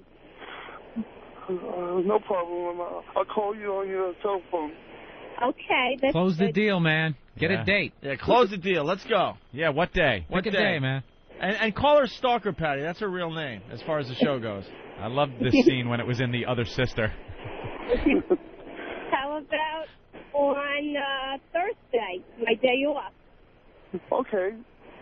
Sounds good, huh? We'll do it Thursday. What time? Yeah, what time? Well, what time would you like me to be there or meet you? 4 or 5 o'clock. 5 o'clock would be fine. For a date, a dinner date at 4 o'clock? 4 o'clock? That's Patty. 4 or 5, you're going into dinner hour anyway. both yapping over each other. I know. This is could you guys come in Thursday, the day of your date? Sure. Both of you guys come in Thursday in studio? Of course we can. But it looks like we have a date. Okay. Big A is going to go out with Stalker Patty this Thursday at Pizano's of Mulberry Street in the heart of Little Italy. You want us to bring a chaperone to maybe get some audio? Who wants to? We're going to need a chaperone, just for a little while, and then we'll let you two lovebirds, have some fun. All right. All right. Jesus. This is going to be the most horrific thing to happen in an Italian restaurant since Michael shot Salazzo in McCluskey. I'll have Nathaniel go with them and record it. Nathaniel, you want in? All right, Nathaniel's going to chaperone the big date between Big A and Stalker Patty. Oh, yeah, we need the camera to go. We should duct tape some condoms up behind the toilet for him to go into at the end of the day. Can I use the bathroom? Why not? Big A, any final words to Stalker Patty? I guess I'll see you on Thursday. Okay, no problem. Just give me a call. Okay, I'll see you there at the studio. Okay. Are we going to meet here? Yeah. Are we going to supply him with transportation and stuff? Fuck no. Oh, come on. We'll get him a free dinner. I'm sure Joey will give him a free meal. Joey will hook him up, but what? Are they going to take a cab down there? Yeah. And then, wait a minute. What about the video? I'll pay for that cab. Wow. Oh, hey, I'm Bill. there you go, huh? Now, I would like for Than, if Than's going, if we could have them in the back of the cab, Get right? in here, Nathaniel. Nathaniel? How about It's a big responsibility. Can we pay one of those bike guys to bike him down? That's a long bike ride. What are they Jesus called? Christ, they don't go that far. What are they called? Rim? Oh, yeah, one of those rickshaw guys. Rickshaws, Yeah, no, that's too far. Why Kind not? of romantic. Romantic from here to there? They could talk. Nathaniel's in studio, Ant. I was thinking, Nathaniel, if you take a cab with these guys, you're going to have to sit in the front seat. Okay. And turn the camera around so it looks like Taxi Cab Confessions a little bit. Okay. And just have them two sitting in the back seat, so you're not there kind of mixing things up. And just get their natural taxi cab conversations. Okay. Right. Sounds good. Yeah. All right, so here's the deal. Nathaniel will chaperone Big A and Stalker Patty. Yeah, I didn't call you in, friend. I knew you. All right, well, I thought he might have something else to add to the goddamn thing. It'll be funny. There. I added. Good idea. Thank you, sir. And they'll come in studio Thursday morning so we can set up the date a little bit. And later that night, they'll go down to Pizano Mulberry Street in the heart of Little Italy, all right? All right, guys. Hello? Yeah, great. All right. Have fun. We'll see you Thursday. Okay, All bye-bye. right, take care, everyone. See you Thursday. All right. All right, there he goes. Big A. That guy's radio gold, I'm telling you right now. And Stalker Patty, who has been radio gold for many years for us. This just in, Pizano's standing room only this Thursday. I'm sure a few listeners will probably go down there and join I them didn't even think of that for their romantic little meal. Yeah. Yeah, now they know the time, the place, the date. It's going to turn into an Opie No, we Anthony won't be able to get a reservation. Fucker! Right. What you going to hear? All right, yeah, Pizano of Mulberry Street. It's going to turn to the accused. He's gonna fuck him right there! He's gonna fuck him! Hey, frat boy, you're next! Pizano of Mulberry Street in the heart of Little Italy. The San Gennaro Feast is going on, I believe. So One of the best times of the year to go down there. the fall in Little Italy. It's a great combination. That's right. And you know how crowded it is down there? You walk down the street, it's very crowded. You go into Pizano, you'll sit out on the sidewalk, all the room you want at your table as you watch the people walk by. There's only one thing I don't like about it. What? The restaurants are all the way on one side, and then to get to these restaurants, you got to go through the thing where the guy's like, "Hey, want to throw some darts for the sweetheart? Come on, get her a flower, win her a stuffed animal." Oh, you don't want to buy her a rose? Yeah. I got my little story about the San Gennaro. I'll do it quickly for the people that heard it already. I went down there, gonna have some fun. I got games and stuff. It's a bunch of these big Italian guys. Hey, it's San Gennaro. So it was this booth where you threw darts, and you had to pop 3 balloons with 3 darts to win a prize. I was on a dart league at the time. The darts they give you are pretty shitty, but I shoot darts pretty well. Well, they don't have any sharp edges. Yeah. And the balloons aren't inflated enough. Mm-hmm. The guy's going, hey, you want to try? I go, no, it's all right. He goes, no, yeah, you're on the house. Just give it a try. Just try it. I'm like, all right. I throw 3 darts. And I popped like 2 balloons, 1 bounced off. He goes, try it again. Come on, you're good. So he kept doing it under the guise that it was free. When I go to walk away, he's like, hey, $30. It's like, wait, they were on the house. You kept handing them to me. No. On the house. Wait, it's a business over here. What do you think? The guy shook me down. And if I tried to walk away, forget about it. That would have cracked my head open. I'm like, thanks a lot, Paisan. A fucking guy, huh? Totally raped me. I did the same thing with the basketball thing. And Yeah. I punched a guy in Buffalo, and he goes, "Oh, hey, I don't want any problems. I don't want any problems." That's Buffalo, not Little Italy. I understand. And he gave me my money back, and I left.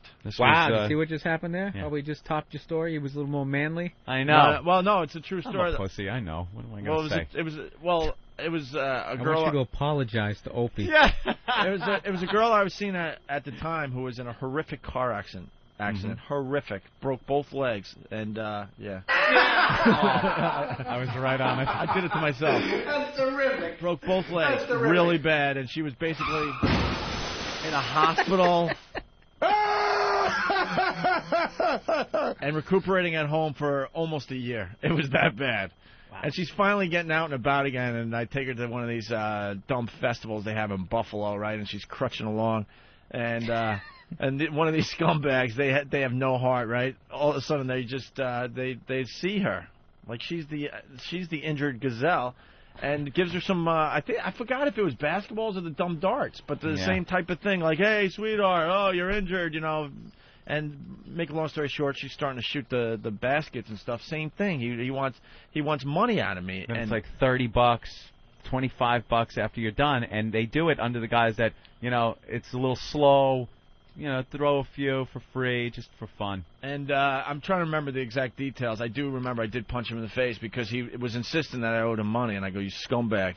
And he's like, no, $30 or whatever it was. This goes back at least 12 years. So I fucking punched the guy hard. He goes, hey, I don't want any problems, you know, and then let us move on. But now Giuliani cleaned it up down there, by the way, and you won't find that scammage going on anymore. That's for sure. Right. Well, it's Pizano of Mulberry Street in the heart of Little Italy. Joey's been with us for many, many years. It's a great restaurant. I've been there, I don't know, close to 100 times easily. Yep. Anthony did the same thing. Love it. I think I'm going to go down there very, very soon, actually. Thursday? Maybe Thursday. Maybe Thursday. We should pop down there and check it out. Great Italian cuisine, Anthony. Every single pasta on the menu is now under $10. Pizano, you go in there. If Joey's not there, just tell anyone in there that you heard about Paisanos from XM and Opie and Anthony, and they'll give you a free glass of wine, okay? Yep. That's a guarantee. It's open weekends till 2 a.m., You can sit out on the sidewalk, people watch. It's a great spot. Pizano of Mulberry Street in the heart of Little Italy between Grand and Hester. Call 212-965-1188. That's 212-965-1188. I know a lot of people are listening from all over the country, but you're going to be in New York one of these days. Go down there and check it out, okay? Everyone in. Joey likes to hear from the people that are out of town and heard about this from some faraway land, all right? And this Thursday, it's the place that Big A is taking Stalker Patty for their first date. First date? For their first date. All right? Pizano of Mulberry Street. Yes, Ben? Dane is here. Oh, cool. Dane Cook's here. He's going to join the festivities next. Know what we should do as we go to break? Jim Norton is out in L.A. Bill Burr sitting in doing an unbelievable job. We're very happy that Bill's sitting in. Don't forget to watch Bill tonight on HBO. His half-hour comedy special is at midnight tonight. But Jimmy is filming an HBO series, and we're trying to keep tabs on Jimmy. He's going to be calling the program a lot as he goes through this whole process. And he'll be back on the show in a couple weeks for a week, and then he goes out there for another couple weeks. It's a whole complicated thing that's going on. But he called yesterday. That's the point I'm getting to. Yes, he did. Poor guy. Just in case, because people listen to the show at all different times, he called very early yesterday to give us our first update. You know, if you remember, he was very happy. He was going out to L.A. He had an apartment all set that his manager got him, and he was ready, for the first table read for the HBO series. He went out there early because Rich Voss is getting married in Canada. It was a whole thing. So Jimmy called the program yesterday, and just in case you missed it, here it is. Like sands through the hourglass, so is the Owenday virus. Hey, we got to say hi to Jim Norton. Jimmy! The Isn't it like midnight in Los Angeles? What time is it? It's 4:12 in L.A. Yeah, a little after 4, I gotta go to bed because I gotta get up. I had to leave the apartment that I was staying in, though. Why? Dude, this whole trip has been just a fucking disaster. Oh, Of course it has. Oh, Jimmy. Sound flustered. Before I leave, the last thing I said, all right, let me treat myself. I'll go out, I'll get a girl. Like, this is in New York. I go to her, she was recommended to me by a federal police officer. He said she's great because she's a big clit. I get there, she's about 270 pounds. I'm like, all right, let me just see. Well, maybe I'll do it and make the most of it because I'm leaving. We're making out. She tells me I shouldn't touch her back because she has Ben Gay on her back. Yeah. Because she has really heavy tits. So she's got Ben Gay on her back. And then she stands up and she shows me she has fat feet and she says she has legodermia. Legodermia? Which is kind of like what Hillary has, I think, where they get fat feet. And the ankle goes right, the foot goes right into the calf? Yeah, it's where, like, water collects. She's like, yeah, water collects. I got to get that fixed. So before I leave, it's a disaster. I get here. The apartment is roach infested. I got roaches in my apartment. Dude. Now, this is the apartment that you've rented for how long? It's 5 months. 5 months. You went, you looked at it. I remember you were very excited about it in Hollywood. But I didn't look. My managers looked at this one because the one we wanted to look at was too much money. They lied about the price. It was too much money. So this one, we accepted, and I kind of signed for without seeing. Oh, It was fine, and I come back, I got pictures, I got video, there's fucking roaches. It was infested with cockroaches. They were in the bedroom with the lights on. Holy shit, get out of here. Are you kidding? Dude, everything is booked in L.A. because of the stupid Microsoft convention and the Emmys coming up. So every hotel is booked. I had to go into Beverly Hills. My manager got me a deal on a hotel for 2 nights. I have nowhere to stay out here, so I have nowhere to stay. Homeless little Jimmy. Yeah, I'm sure I won't be homeless, but just so far the trip has been an abortion, and I haven't even gone to the studio yet. What are you going to do about living arrangement stuff? I don't know. You got 2 days. What's that? You got 2 days. Dude, I know. I gotta go to Stupid's wedding in fucking Edmonton. Rich Boss's wedding. Yeah. And I'm flying Northwest, which is declaring bankruptcy, and they've had a maintenance strike for a month. I'm never coming back. Now let me tell you, this is coming from Jimmy Norton, who only flies Continental because, as he's told everybody, youngest fleet. Yep. Yes. They are not in bankruptcy. Yep. They do very well. And he's very confident with flying that airline. Only one of 2 airlines not in bankruptcy, right? Yeah, it's crazy. Actually, Jim, they laid off 3,000 mechanics and they replaced them with 1,000. Who did? Northwest. Oh, okay, that's comforting. Though. At least they only cut their mechanic force by 2/3. That's fine. That's acceptable. They just got 3 times the work, man. 3 times the work, and they're going to go in with a smile and make sure everything's taken care of. Of course, because none of their friends got fired, you know. Oh. I'm sure they'll still do their job. Look, my options were either that or Alaska Air, which I won't fly. Oh, boy. They have that fucking, it looks like Steve C. on the side of the plane. Yeah, it's Steve on the tail. Yeah, that big, the cockpit recorder goes, wind shear. Pull up.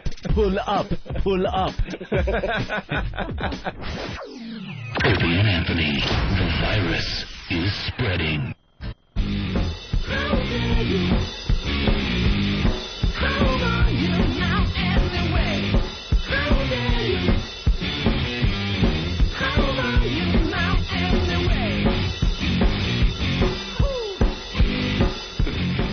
All right, we're back with the Opie and Anthony program on XM Satellite Radio. Thanks for checking us out.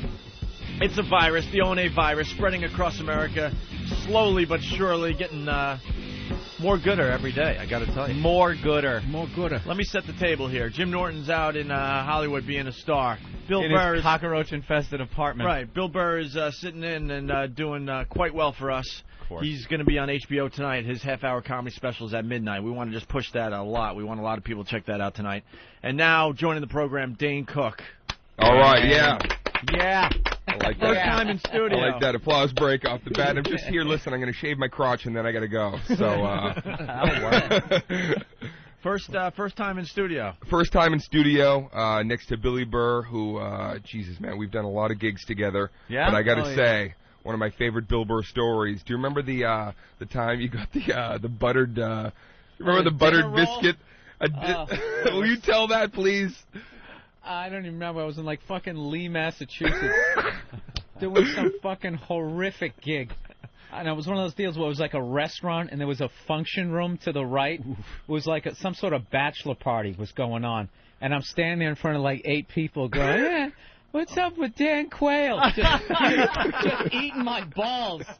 And all of a sudden I just look over and I see like these 3 fucking evil high school football player looking guys just standing there. And I didn't get what was going on. I'm like, guys, there's plenty of seats. Plenty of seats. And I'm just fucking standing there, and all of a sudden, in the middle of one of my jokes, this fucking dinner roll comes in at about at least Mach 4.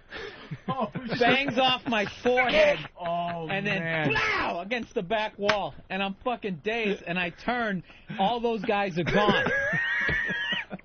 Just sitting there. I got like a welt from a dinner roll. It was a fresh one, too. That's how fucking But it was the butter through. side that hit you, too. I remember it was just this butter mark on the side of Nobody does anything. Nobody who's running the restaurant does a fucking thing, and I still got like another 10 minutes sitting there with butter on the side of my face. And I'm How like, long do you think they sat there going, dude, I'm going to throw a fucking roll at his head? Oh, at that point, Dude. I think everybody was thinking of different things they could throw for the rest of the show. So I'm on the gig, and then Al and the Monkeys, me, Robert Kelly, and a couple of other guys were in this comedy group. We had to go up later that night, and remember there was a magician, Jeff Apotheca, who did magic at the time. Masters of Ceremony, Jeff Apotheca. So that was his outgoing message, calling this guy for gigs. You have reached Masters of Ceremonies.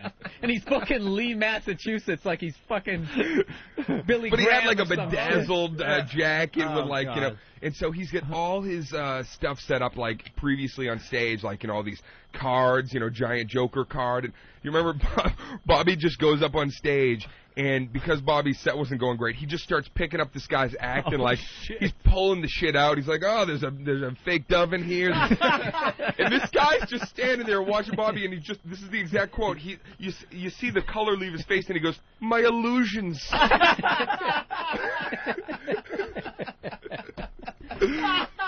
My illusions. My illusions. That night was the first 3.5 years of our fucking career. Every night, running into him in one impossible situation. The fucking Bellricken 99s that were standing up there. They're like shutting off the Bruins playoff game. Yeah. Okay, you guys ready for some comedy? Oh, no. Fucking game. Put the game on. Oh, it was better when they would leave a game on for us, but like turn the sound down. So it'd just be like your set going, all of a sudden you hear, come on! Yeah. Come on!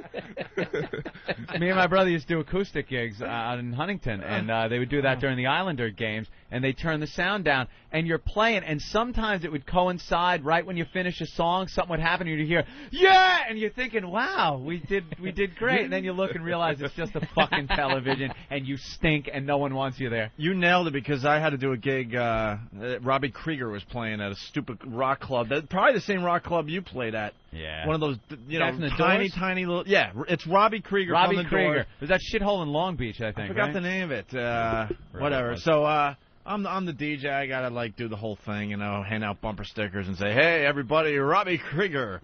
And the place maybe fit 100 people, maybe. And they had an Islander game on. You guys nailed this. And they wouldn't turn the sound down even for Robbie Krieger. It's Robbie fucking Krieger. I mean, they turned it down, but you Doors. can still hear the game. And people are playing pool. And, you know, I'm going to say the exact same thing you did. But, yeah, during these, you know, he's just playing without Jim Morrison singing, obviously, just the great guitar riffs. And people are screaming, you know, for the Islander game. What is going through his head at that moment? Right? I was in the fucking Doors, man. Hollywood Bowl. Yeah. Yeah. Fucking rock that place. And now people are screaming for the Islanders as he's playing, you know, Spanish Caravan. You ever seen a show? Thinking it's Stephen Wright. You ever seen a show at the Bowl? Have you seen a show at the Hollywood Bowl? It's basically like a great show until 9:20, and then there's like this ordinance that they have to turn the fucking volume down to like 4. Really? So like mid-show Aerosmith, you're like, this is great. All of a sudden it's just like, whoop, goes all the way down because the neighbors have this thing at 9:20. You can't, they can't crank the music anymore. Oh, that sucks. That's the worst combo I think ever. Comedy and music, and everybody always tries to get those shows together where it's like, yeah, it's gonna be back in the day. Yeah, you're gonna open, and you know, Juice Newton's gonna come out and do 22 minutes. What? Oh, that'll be great. Like, nobody's there to see me. They're here for Juice. Oh yeah. Speaking of, that's a tough gig opening for a rock band. I was gonna say, speaking of music and comedy, the VMAs. Yeah.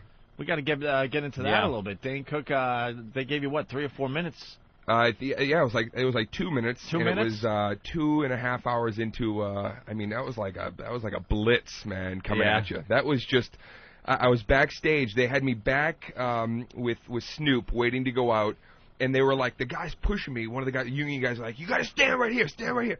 And I'm literally up against electricity. Everything is just like wires and all the backs of the stage. And then I hear, hit the water, because that was the theme, electricity and water. And there's water dripping on me. Before my set, I'm getting rained on as I'm leaning on all the wires that are like right around my head. Are you thinking you're like, this is, I'm gonna kill, or you're like, this is just fucking horrendous? Okay, so first of all, there's fireballs going off during everybody's performance. You've got rappers that are threatening each other, and Suge had been shot the night before. A guy with a hooded sweatshirt shot Suge Knight, and so all this stuff's happening, and they got monsoons, and I'm standing there like, I've got 2 jokes. And that's about it. I'm like, can I have a sparkler? I'll stick it in my ass. I don't care. Just give me something, body paint. So it really was one of those things where it was like, either just go out there and just, talk about the show. I really kind of wish I'd gone with my first instinct, because I went out there and just ended up playing for the camera. But I wanted to go out there and say, you know what, fuck you, 50 Cent. Fuck you, Fat Joe, I'm in this thing now. And just, like, try to get involved in their beef. But it was just like, go out, do it, and get the hell out of there, man. That was wild. And, Bill, you were saying, what, Kelly Clarkson was right before him? Oh, yeah. Oh, yeah. Screeching in that shower. That's what I knew, because I knew he was going to be on. I started out, I want to see Dane on this thing. It's going to be fucking great. And, like, I was 2 minutes into the show, I'm like, oh, this is horrifying.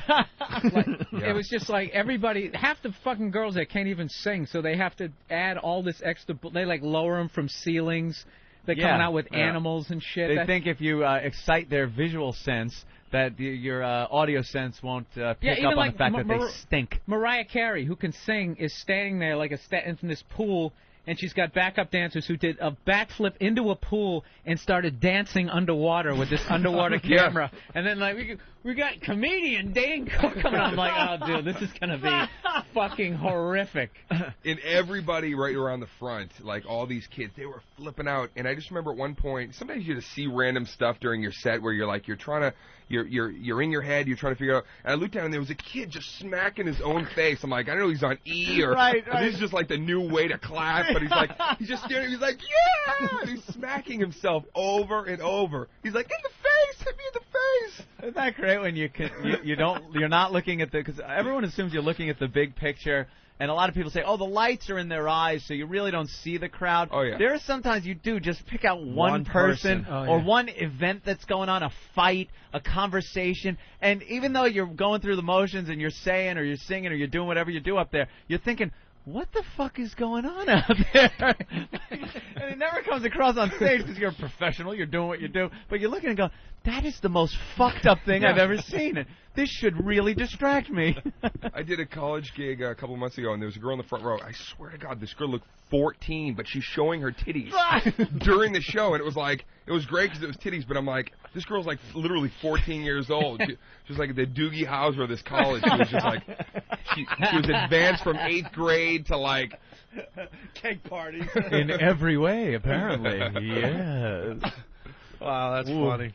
You guys all have nightmare stories, though. I haven't seen one comic that went, every gig's been gold since I started. There's always a fucking nightmare or 8. And it never ends either. No, huh? Even if you keep doing college gigs, it never ends. Yeah. It never ends. Did Bobby ever tell you the Boston Garden gig when we played we did the Rock of Boston show back when they were doing that every year? It was the biggest bomb gig we'd ever done. And Bobby was probably so psyched. Oh, Bobby was, I mean, he was, it was the group again. We were doing this, every year they did the Rock of Boston, and they're like, we're going to put you on, again, music and comedy. Yeah, you're going to be on right before Fish. It's 2 hours into the show. It was like, Extreme's going to go on, and then you... I was actually in the crowd for that. I don't even know why. No, you're always at the worst possible situation. I swear to God. Bill's like, I'm going to tune in. I'm like, don't fucking tune in, Burr. When Billy says I'm going to be at the gig or tune in, I know I'm in trouble. That was early on. No, I was like everyone else. I was going there for the music. And right, then like everyone else. I already had tickets. At least he's being honest. No, I didn't know that they were going to be on that. And then all of a sudden it's just like, yeah, dude, we're going to be doing that. So literally it was one another thing. 2 minutes into the show, I'm like, How the fuck are they gonna do like? There's like 20,000 people there. Oh, man! We're They're on- like this improv group. They bring us out, okay, and when they first announced that we were going to go out and perform, people didn't know we were comedy. I think they thought we were like an a cappella group. So at first everyone's like, and we're like, we've arrived, man. They really care. So we get out there. We've got these awful lapel mics on. There's 4 of us. And I'll never forget, Bobby's up there, and Bobby goes up to the mic, and he's like, yeah, we're going to do some improv. We're going to blah, blah, blah. And it's the garden, so the sound is awful. It's just echoing. You can't hear anything anyone's saying. Nothing. In about a minute in, you feel the entire, you feel people looking at each other going, they're not going to sing. They're, trying to do comedy. And I'm telling you, it was like 3, 2, 1, and all of a sudden, lighters, a million lighters just came whipping in lighters in shoes. People sacrificing their shoes. Well, that's what I'm thinking. I'm I'm getting pelted with lighters, but I'm like, did they bring extra shoes to throw? Or are they so angry that they don't even care they're going to be walking home without shoes? I mean, upper deck shit littering. Wow. You guys were in that kung fu bit. Oh, and Al would stand off stage. He remembers the bit you were in. the voices. And we'll kill you now, and we're acting out. All right, acted out with somebody else doing the same. Oh no! And so we're getting hit and all this stuff and lighters, and then finally, we're getting Shana Nanan right at that point, right? It's hey, goodbye. Hey, goodbye. Yep. Bobby goes up to the mic and he's like, I want to say something. Oh no! And they actually shut up. The whole crowd stops. And I'm like, Bobby's my hero at this point, right? I'm staring at this kid. He's got his long Rico Suave hair down to his fucking asshole, right? He's looking like Crystal Gale. And he's like, I want to say something right now.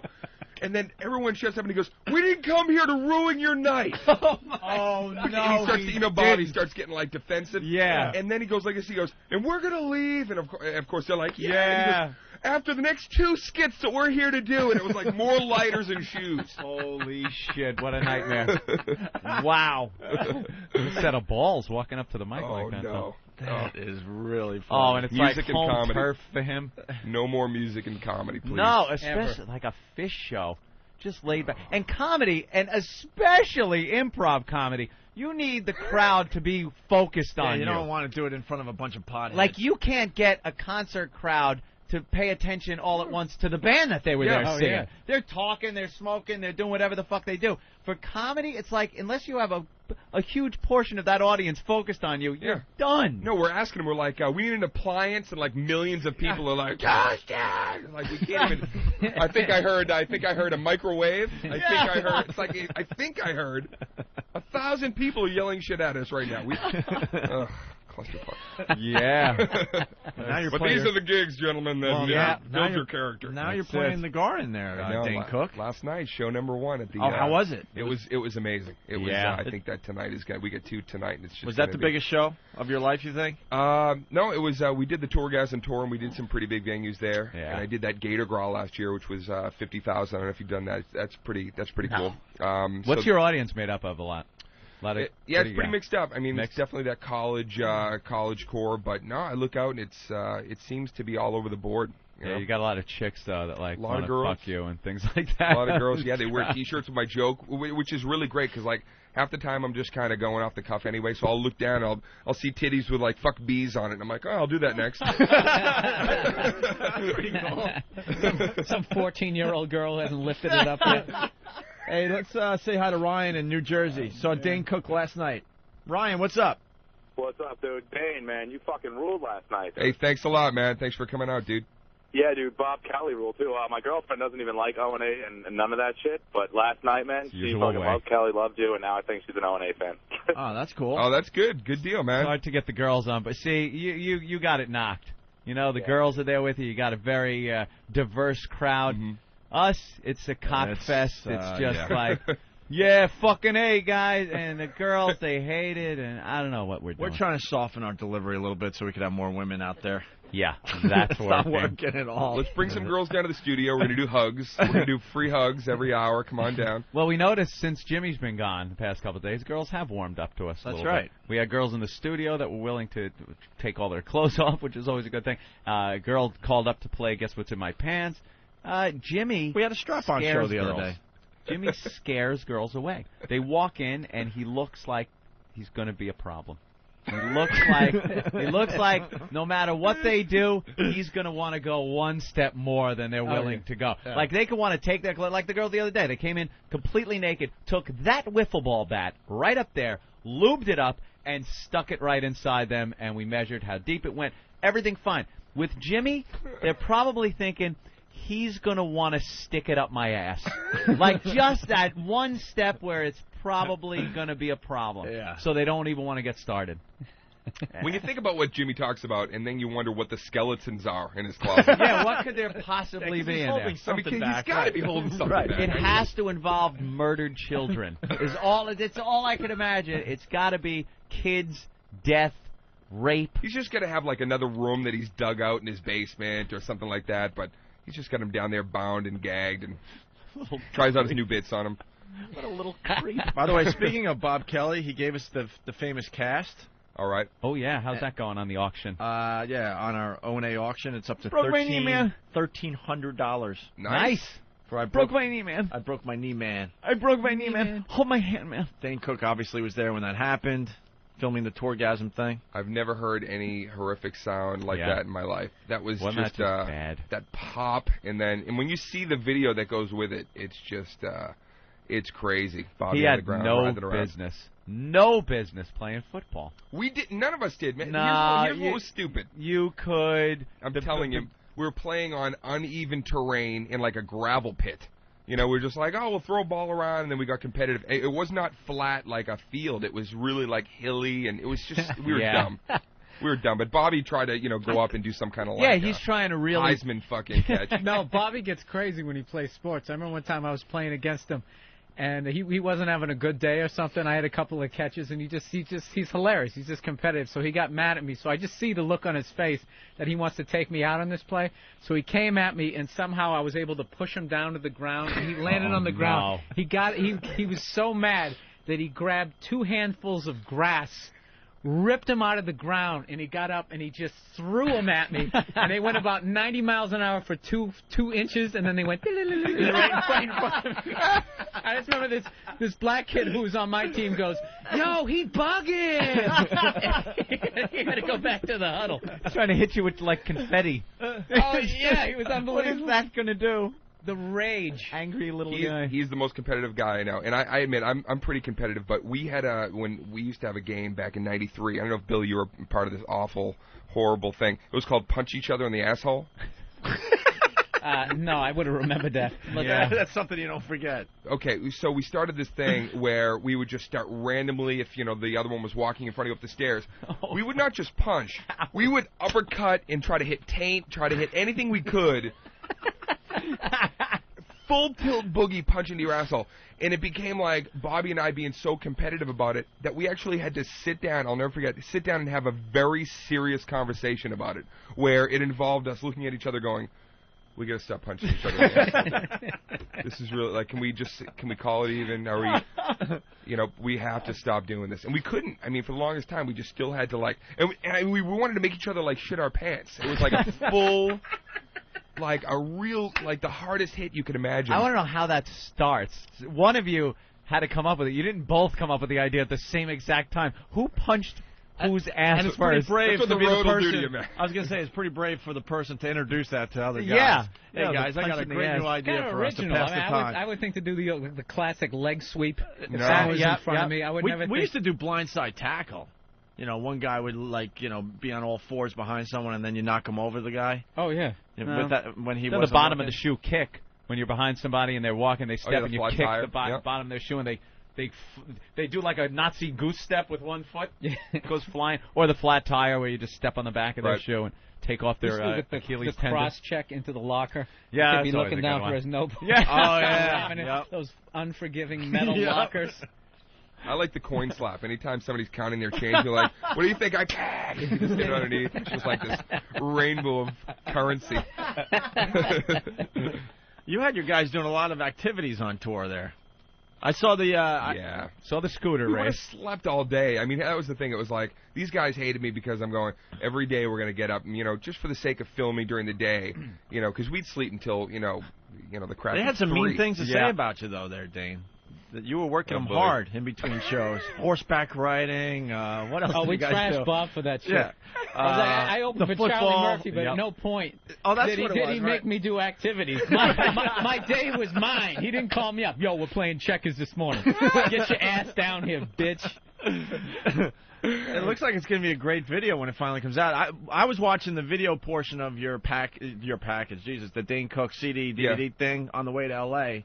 with the shorties and the preview for Torgasm. It looks like it's going to be a good thing when it finally comes out. Everyone's been saying that you got a clip of Bobby laying on the ground or something about Bobby with his knees. Yeah, just screaming and stuff. Yeah, we have that. We filmed that and the scooter race though. I saw who took a dive on that. Was that you? That was me, man. Yeah, that was really nasty. That was day one, and we had these little electronic scooters, and it was just it's gonna be great. We're gonna be racing again, me and Bobby. And Bobby, very competitive again. Sticks his fucking foot right back into my tire. He says he didn't do it on purpose, but if you look, you kind of see him kind of look back, and I think he aimed it so he could jam my tire, and I, of course, went over and cracked. Electric scooters, and Bobby's acting like it's the Road Warrior. Bobby is a winner. He will figure out how to come out on top. Yeah. He hates to lose. Yeah. Go for him. Very competitive. Yeah, we did activities. On Kimmel. That's right. I saw it on Kimmel. Yeah. Is that where that was at? Yeah, okay. just face first.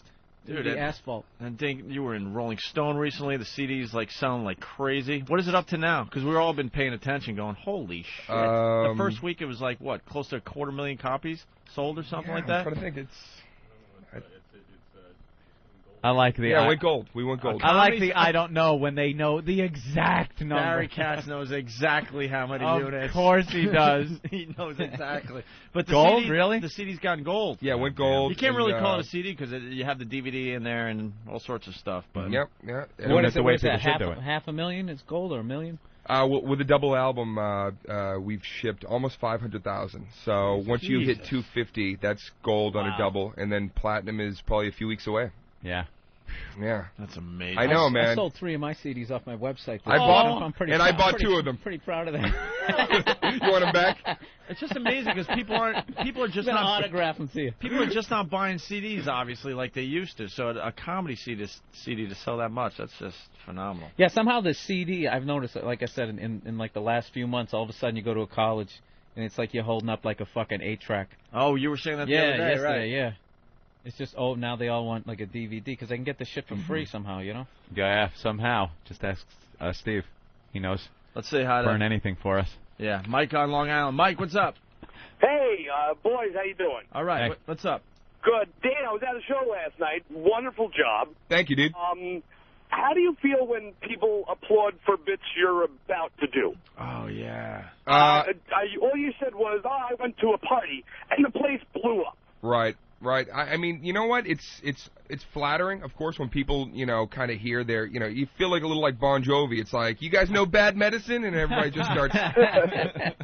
But, that's why, dude, I like to kind of, I always try to improvise with stuff and really not really know exactly where I'm going with it, because at least that makes it interesting. If you've heard the bit before, there's something in there you're like, oh, I never heard that part, or it takes on kind of a new energy with every crowd. But it's cool, man. It's definitely I did that one bit last night where I threw the mic out and they finished I did the setup and then they finished the punch, and that was, I've never really done anything like that. Wow. That was kind of wild. Yeah. We've talked to Brian Regan about that. He goes, it's frustrating when people are yelling out the punchline of jokes, saying, cup of dirt, do cup of dirt. And Brian's like, well, that's the punchline. Yeah. All right, I'll do it. Big yellow one's the sun. Yeah, exactly. Yeah, it's weird. I mean, even like I know, I was reading all those things with Chappelle before he went into hiding, where it was like people were just coming in, I'm Rick James, bitch, and it's like, yeah, that must have just been all over the place. It's a blessing and a curse, because you dream as a comic of doing something that people actually give a shit about quoting at all, and so you want that your whole career, and then when they do it, you realize, oh man, it's sometimes it can throw off the flow of the show, but at this point, I'm digging it. Well, you gotta be, and it's great it. to be huge and on top like that. Are you thinking about something like burnout or overexposure, shit like that, where you go, You know, what do you do about that? I'm just at this point. Really, things are just starting to roll. So I'm certainly Enjoy not. the ride, yeah, yeah. I'm just whatever. I got to take it right to the end. He's going into movies next. Is that it? Yeah. Do some flicks. Yeah. He offers. He'll be the next. Yeah. He'll be the next guy that just leaves his comedy behind and never leave comedy behind. And does man. the movie thing. No, I definitely am going to start doing some more flicks, but Awesome. comedy is. How many comedy's- lame offers have you had for like sitcoms and movies that are just like, stop it? Here's the worst pitch I ever had. A guy brought me in a few years ago, and he goes, "We're really excited. We want you to do this shit." I'll never forget. Look at it. I wanted to fucking kill you, man. I got Barry next to me, and Barry's Can we like, get Barry "This on is the gonna- air? Barry, we love when Oh, you come on the Barry, air with us. Come on. This is gonna be the best pitch you've ever. Everyone heard, imitates man. Barry, and when we do it, no one understands who we're imitating. Well, but we have him in studio today, so. You have to see him. He's the only guy I know who wipes his teeth while he's talking to you. Listen, so the guy brings us in, and he goes, "Here's the show." And this was the actual pitch. He goes, "Okay, you're a teacher. You're like a substitute teacher." And so far, I'm like, okay, that hasn't been done, a million times. But yeah. And he's like, "And the kids love you, but here's the deal. You're magic." What? And I'm like, okay, I do magic? He goes, no. You're magical. You're Mr. Whiz. That was the name of the show. You're Mr. Whiz. And he had me driving like a rainbow VW Bug, and I do my spells on the kids, and I mean, it was just wow. To sit there and hear this. You're like, have you seen my stand-up? First of all, am I doing Wow. anything like what you're talking about? Mr. Whiz. I'm Mr. Whiz every week. I think I was on notice for a month after that. And well, you should have been. Why Barry set up the meeting? That is horrible. And what year was this Barry. about? Buddy, This you're going was- to be a big star. 98 or 90. I don't know. 98. It was bad. You know, it just would have been bad effects, like bad cheap sitcom special effects for your magic. Yeah, where you stay still. Yeah. And then they put the other person who's supposed to appear around you, but that But you you've kind of see moved that a little bit in between. Some awful time slot. You're on right after Sabrina, the teenage witch. That's your lead-in. You've made two of yourselves, and you have to talk to each other, and there's got to be a wall line between the two of you. There's always a where they talking- superimpose you. Talking animal. I got like a llama as a pet, and he's got those real creepy mannequin eyes. And Wow, that is a bad pitch. I've Ooh, heard you 'em gotta all. think people are joking at first when you sit there and they come up with these pitches, and you're like, all right, this is a joke. They're doing some kind of a punked show or something. I actually, I had some guy pitch something to me a few months ago, again with these guys, and I thought they were fucking with me. I really, really thought. Yeah, this is, sometimes you get guys who pitch and they have phenomenal ideas, and they've actually written and produced and they're million-dollar things that have gone on, but they are so nervous when they pitch that they look like they're having a seizure when they're pitching. That was the one you're talking about. Yeah, right? the guy was sweating, and I mean, he's just rambling on and on. There's no rhyme or reason. It was, that was a real idea. It was a real idea, but the guy literally had to carry him out of there. I was on notice again. Yeah, I'm sure. Yeah. All right, you're hanging, right, Dane? Yeah. We're going to take a break. What are we promoting today, Barry? Because Dane's not going to do it. Retaliation, baby. It's Retaliation. incredible. It's out there, and it's selling And like you can crazy. come by the show. We might release a few tickets that people don't show up for guest lists and things like that. Like if your people don't show up. No, I'm going. We're all going tonight. I'm serious. We're all going to go see Dane. It's going to be a kick-ass show tonight, definitely, without a doubt. All right, more with Dane Cook. Also on the way, we got Martha Stewart and P. Diddy rapping together. Oh, this is... We got to do this while you guys are in P. studio Diddy. today. I keep saying, wow, that guy's got no street cred, but he lost it so long ago. When he's rapping and teaching Martha Stewart how to rap, hip words, and He's got his own line of Craftsman tools that he just released. I mean, yo, let me tell you about my wrench. Yeah, that's the Snoop with the golfing and Snoop is the worst. Let me tell you, it locks on to the nut. It's I know, you know what? wonderful. Rap is where like heavy metal was in like 1990 when like Winger and all right. those groups were coming. It's over. Yeah. They used to be scary. It was something that was just like everybody needs a sidekick. Snoop was so scary until he's like, let's go golfing, I fizzle. It's like golfing, Lee Iacocca. If you could find a better dizzle, buy it. Why? No, stop. No, Snoop, stop. What are you doing? It's so not scary now. No. You're just, why not? It's a little soft shoe there for us. It just does, it comes off so bad. Lee Iacocca. Stop. All right, more with Dane Cook. As we go to break, I think we're going to play the Broke My Knee Man song.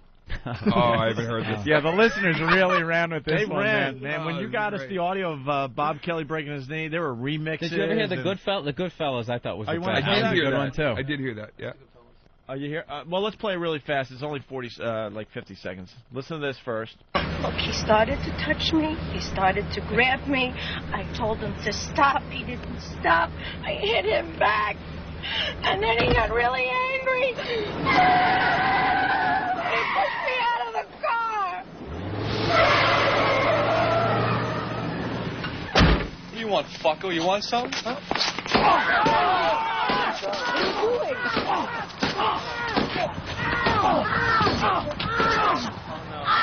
Fuck! I broke my knee, man! Fuck! I swear my fucking mother, if you touch her again, you're dead! Hold my hand, man. I gotta squeeze something. Fuck! How good is that? Oh, my God. That's classic. That came in from one of our listeners. That's the best one. We God got. damn, is that the best? We had. Holy I can't even tell you how many came in, Dane. Totally forgot about that Oh, the one. immigrant song. A couple dozen. Yeah. You want to play the immigrant song one real fast? Please. All right, listen I to have this. to get these on disc. Yeah, we'll give you a disco, all these. Listen to this.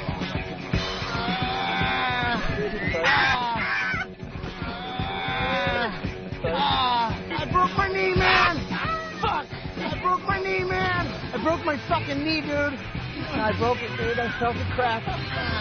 Fuck. I broke my leg. I broke it.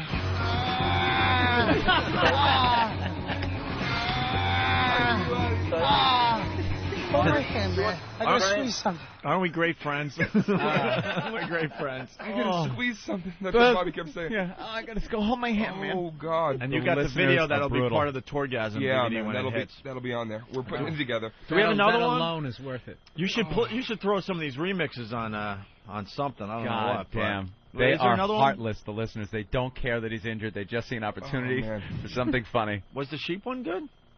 I don't know. This might. Yeah, play that real fast. It's only like 15 seconds. Ah! Oh, yeah. Ah, motherfucker.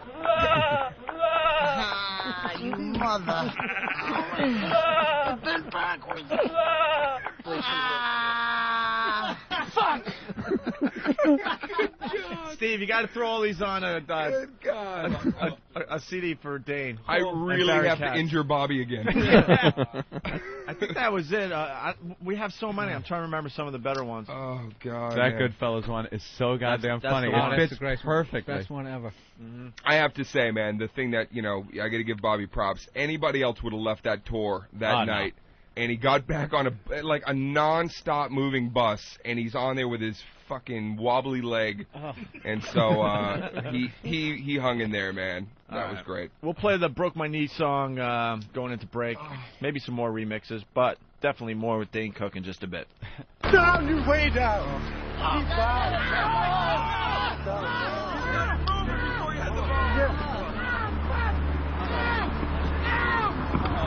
I broke my knee, man. I broke my knee, man. I broke my knee, man. I broke my knee, dude.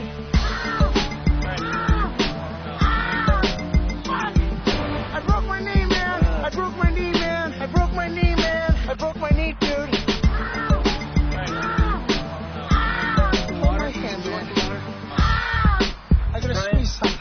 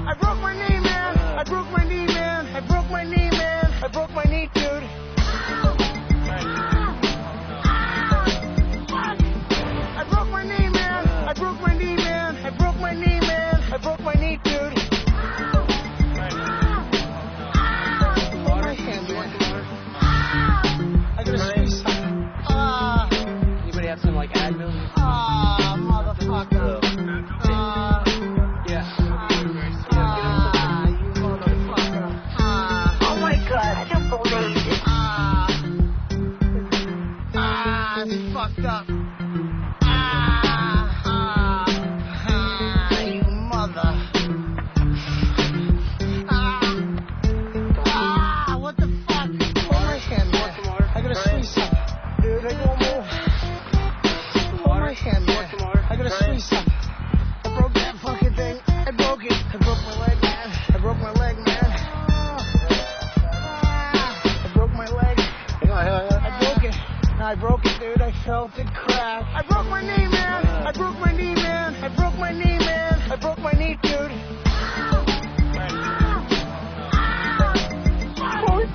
I broke my knee, man. I broke my knee, man. I broke my knee, man. I broke my knee, dude.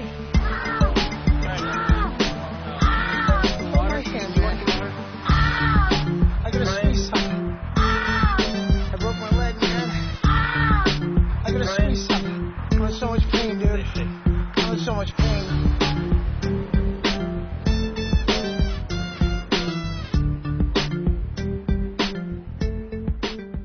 Like sand through the hourglass, so is the O&A virus. Let's say hi to Dragon Wagon. Yeah, guys, you totally. What? What? You broke up. We What can't was that, hear you. sir? Totally offended me today. We totally. I was an over-the-road truck driver, and this nudity thing that you all are talking about is ridiculous. What are you talking about? The what thing, sir? Did you take an antihistamine before you call next time? Clog-nosed idiot. You guys are disgusting. I mean, you know, I turned it on. I'm calling XM and complaining about this channel. That's all of this to it. Really? Yes. What don't you like about the channel? Well, you guys are hacks. You want to be Howard Stern. I mean, Yeah. you know, it's indecent. It's immoral what you're talking about. You know what you should do, sir? Right after you call XM, you should drink a fifth of Old Grandad and then drunk drive into a schoolyard. No one cares about you, or if you're offended, block the channel, stupid. It's an XL channel. You can block it. That's why XM has that. You need to F you. That's what you need to do, okay? I'm hanging up. Good. Hang up, cancel XM, and drop dead. Let's not go that far. All right, don't cancel. don't cancel XM. Go to listen to XM Kids or something. Yeah, Yeah, exactly. Maybe that's the wrong thing to say in front of Eric Logan. And this guy, now he's listening to himself. He'll be listening. Listen, I'm going to Sirius Radio. Good. Go to Sirius Radio. There's a fucking dog for the thing. They stink. You're going to have to drive a truck to have Sirius. Throw it in the back of the truck, you fucking hick. Die. See, get in front of me and I can run you over. Why don't you fucking blow your nose before you call a national radio show, you crank-doing jerk-off?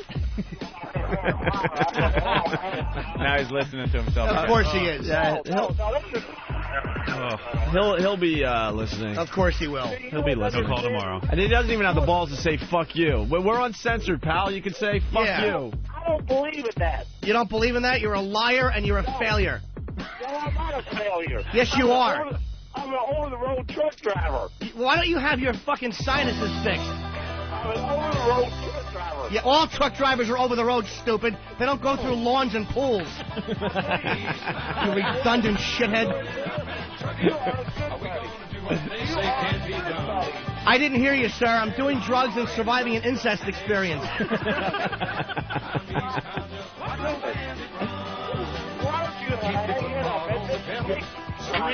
Drinker for the Dragon Wagon.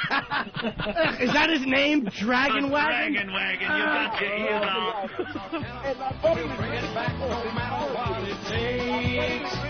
Yeah. I'm sorry, you sounded like you had more brains on the radio. We've got a long and a short time to get there. Hold on, sir. Wait, so is your name really, dude? Is your name really Dragon Wagon? You're a grown man with a name that rhymes. Hey, slow down with the weird grown-up names. Nah, that's a child's name. At least it doesn't rhyme. It's not Mopey Opie. It's Mopey Opie, Slim Jim, and whatever the fuck rhymes with Anthony. I can't think of anything. Schmanthony. You don't understand. I'm out here busting my ass for you people to be doing your dumb radio show. How are you busting your ass for us, stupid? You're busting your ass to put food on your fat wife's table. We have nothing to do with it. No, you're the type that voted for George Bush, aren't you? You're the type that... No, sir, I don't vote. I talk a lot of shit, and then I sit home on Election Day. That's the beauty of me. But you're the reason the fuel prices are so high in this country driving... I'm the reason, you motherfucker! You drive a truck! I have a Saturn. I cruise prostitutes in Manhattan. Your food has to get there. You have fucking 80 gallons of fuel in your vehicle. I go a month on a gallon of gas. 43rd Street to 15th Street. Circle for 4 hours, back home. Opie and Anthony, the virus is spreading.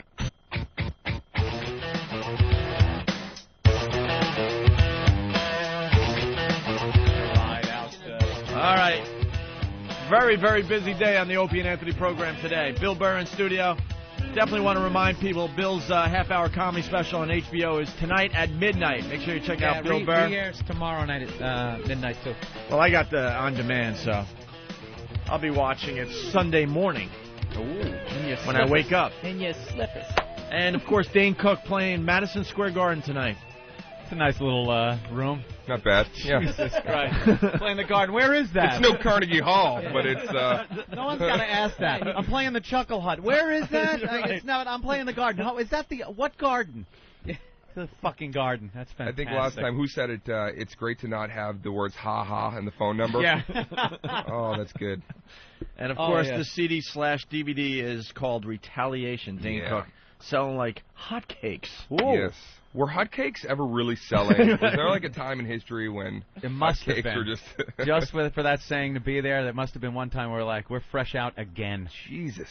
Comedy clubs really do have some of the worst fucking names. I worked a place, Side Splitters. Side Splitters. Like, why don't you just call it Knee Slappers? Gay club that I had to play years ago. Remember Fiddlesticks? Yeah, you ever play that? Fiddlesticks. Then I'll be at Guffaws. Oh, we had to take a break just to take leaks and stuff, but the stuff that was happening during the break was really entertaining as well. Dane met the lead singer of Missing Persons. Bill was talking about Scary Spice. Oh, opening up for Winona Judd. Just talking about Winona Judd outside at a racetrack at like 12 noon. Yeah, 12 noon at a racetrack. The cars or horse? What was it? A horse. Horse like track? A horse track, and I'm standing up there just bombing. You can't shit on the crowd because it's her audience, and you don't want to. You need the gig at that point. Yeah. So you're doing it. And I'm standing there. There's people kind of filing in, and there's this lesbian, biker-looking chick. My whole set, she's just standing there chanting, "Winona, Winona!" Oh God! And you just want to be, you fucking whore. You just want to go off on her, and you can't. You got to be actually cordial. Yeah. You felt like a game show host. How do you not, first of all, have a nervous breakdown before you go out on stage? And how do you even step out onto that stage? That's where you comics, I don't even know how. Yeah. People ask me, they go, "Why don't you try stand-up?" Are you insane to have to do something like that where you know the gig is it's noon at a horse race track to a crowd that wants to see Winona Judd, and you actually make your legs work and walk out onto a stage? I literally learned how to bomb gracefully on that gig. I'll never forget it. I was sitting there. I was just eating my balls, just feeling like an asshole. And somewhere in the middle of it, I swear to God, I just started imagining Patrice O'Neill, Keith Robinson, and Jim Norton sitting in the back watching me, laughing at me. And I somehow started laughing at myself. How fucking ridiculous. I mean, I was in the middle of my set at one point. Out of nowhere, they all just go, "Ah!" Screamed. And I'm like, I thought my fly was down. I turned around. Way in the background was a carnival. And some guy was on that ride where you get shot into the fucking air, and I guess that went up and over me from behind. I just started doing this self-deprecating, how pathetic my career was, and I was able to handle that lady in a roundabout way, called her a lesbian, which, of course, the whole country audience loved. Yeah. I said something about her haircut, how short it was, and people knew what I was alluding to. But, country people, fuck the queers. I got them on my side. But it was brutal. I have no clue how you do that. That's what I do now. Case. Anytime horrible, I just picture Dane. I'll picture somebody I know just laughing. Yeah, that's a good one. That's how you got through like the beginning ones. Like as you going up at the fucking Bellrica 99 and the game's on, it's like. I've been watching him bombing, and it's like you want to laugh, but it's like you're going up there too. It's like you got an ass kicking coming, so you're almost jealous. Like fuck, these guys love when he's going to be done. Getting it over with. He's halfway through it. These guys love when their own bomb. That's the one thing I learned, hanging out with a lot of comedians. You guys love when someone's eating. Yeah, it's almost it's like sport to you guys. Oh yeah, it's fair game with each other. It's almost like the way black guys can call each other the N-word and like it's cool. Like comics can be like, dude, you stink, you bombed, and it's like, yeah, it was good, huh?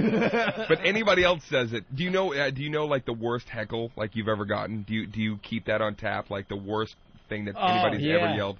Oh, really? The most bizarre one I ever got. I was at Dangerfield's third show on a Saturday night. There's like fucking 30 people there. That place is the worst to do comedy. So there's these 3 angry white dudes in the back, and you just can feel Ghosts their rage. are walking out during your set. It looks like a funeral home, man.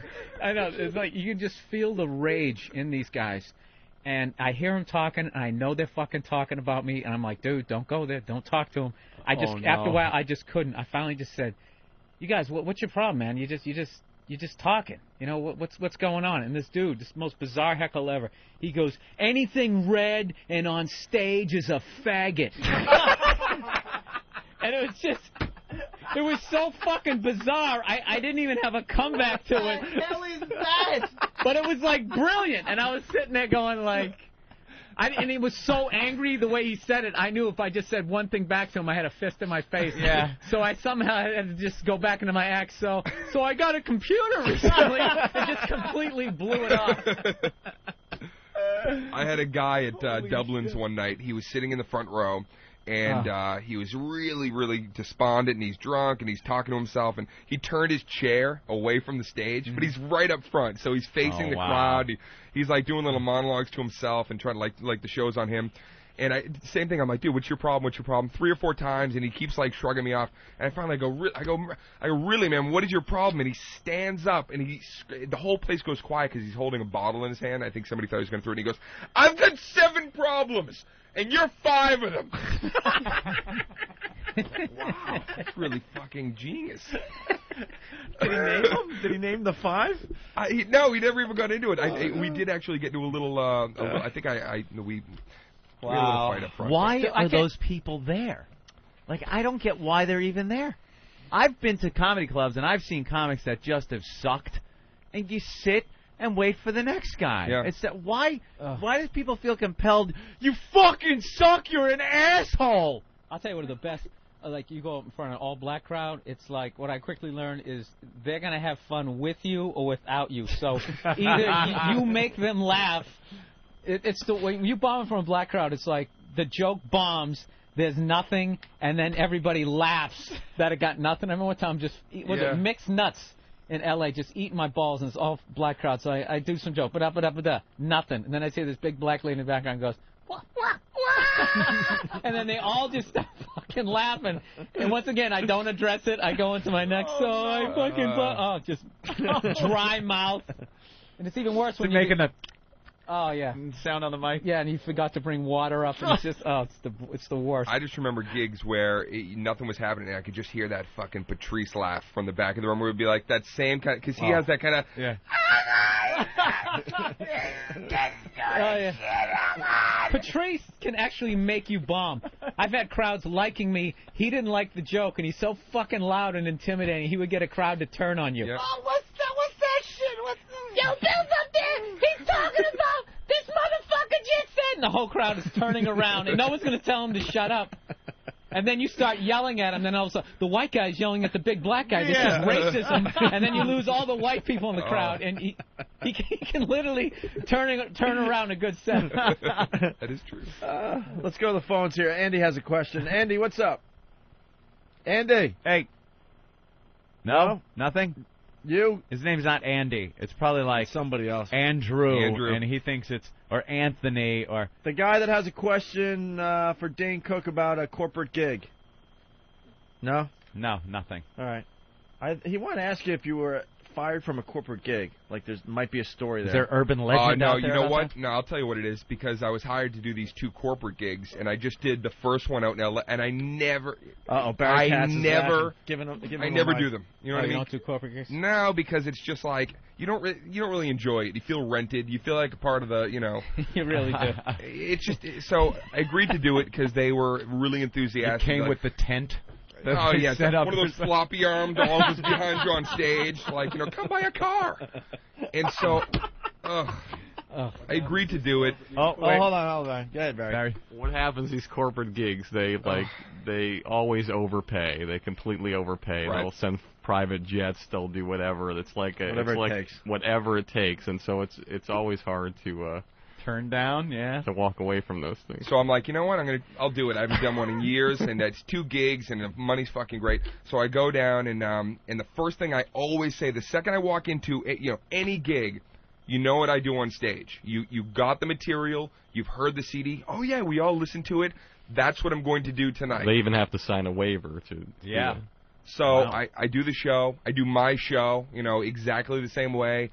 And the crowd's laughing. They're into it. Actually, I didn't think it wasn't so bad. They weren't... But, of course, the president of the deal comes up. But you got after. a full standing ovation at the end. No, the show was good for that environment. And then they came up and they're like... we just want to talk to you about the content. Oh, boy. The president of the company was not too enthused. And then I'm like, okay. And he goes, if we make you a list for the next show of things, and I was like, no. I'm not the guy for you. Obviously, you should, call somebody who can come in and do what you need. But it's like, I gave you the shit. Watch the stuff. You know what I mean? And if I'm not now your cup of Dustin tea, Diamond is doing the gig. Yeah. Ooh. No, I'm just kidding. I wouldn't have doubted it though. So no, I wasn't Did you get fired. paid for the whole thing? No, I got paid for the first show. I told him. See you later. Keep the other half, and it was a mutual walk away. You know someone's head rolled for that too. You know someone got the axe. Who was the head of entertainment for that corporate gig? It was the Missy down in personnel, and it can literally be just one little thing. Then they'll try not to pay you. Yeah. Oh yeah, all kinds of things can happen. Let's say hi to Sarah. Get the Bacon Brothers. They'll do it. Remember we saw the Bacon Brothers at one of those. They're on morning TV yesterday, gigs promoting their singing thing. Hey, Sarah, what's up? Hey, guys. I was at the Dane Cook and Bob Kelly show last night. Granted, it wasn't exactly, Bob Kelly show, but it was so funny. My friend and I had such a great time, and I just wanted to tell them that you guys were awesome. And afterwards, we thought it was pretty hysterical. These 2 fat chicks come up to my friend Britt and I, and they're like, we just flirted our way in, and blah, blah, blah. And I looked at them, and I'm like, you look like you got in because you're one of Maury Povich's special children. Not because you flirted your way. Flirted their way in? What, to backstage or whatever? Yeah, that's what they were telling us, and it was pretty funny. And also, Dane Cook signed my friend's boobs, and Bob Kelly did too. Oh, very nice. Sounds like a great night for everybody. Everyone we had fun. So much fun, but we have to say, my friend and I, we felt kind of bad because, Dane Cook was, leaving in, a limo or a town car or whatever, and Bob Kelly was getting in a minivan. I love it. I can't wait to get Bob on the phone. That's perfect. No, we're trying to get Bob on the phone, but I don't know. He's probably sleeping or whatever. So he sprained his wrist closing that sliding door on the van. Yeah, Bob's not here, Sarah.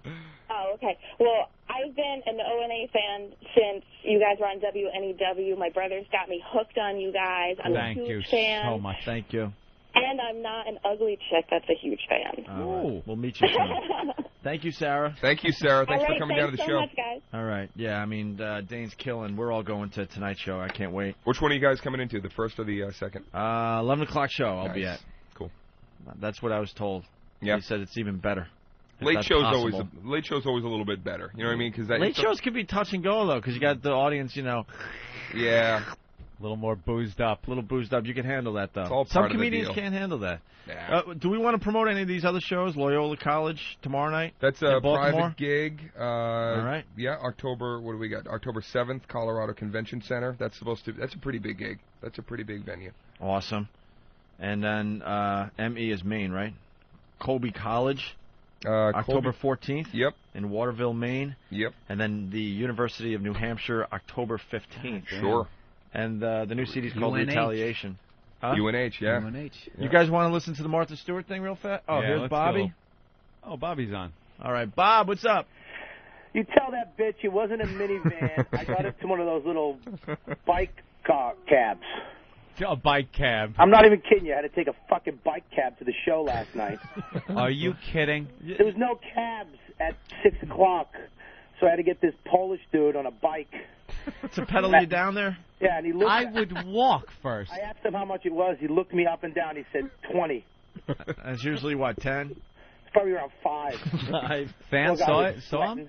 You saw Bob Kelly? Yeah, I saw Bob Kelly getting pedaled by me on 42nd Street. Is that Nathaniel? Yeah. I saw him in the car. I was like, Nathaniel! He looked at me like, what the fuck are you doing? Yeah, you called out to me. You could have just pedaled by anonymously. But you thought it would be good to say hi. Bob, you couldn't get on that big 8-person circular bicycle that rides through Times Square that you want to fucking run over when I'm driving in the city? No, there was nothing. There was a brand new one, though. It was brand new. He said I was the first one ever on that bike. Who cares? You don't ever want to be seen in that thing. Well, what was I going to do, walk? Do you stop to listen to the guys play the spackle buckets, too? I'm sorry, I didn't have a limo pick me up at my 5-star hotel. You're not a fancy man. Hey, Bob, we learned a lot about you today, thanks to Dane Cook. You used to have very long hair. Oh, shit.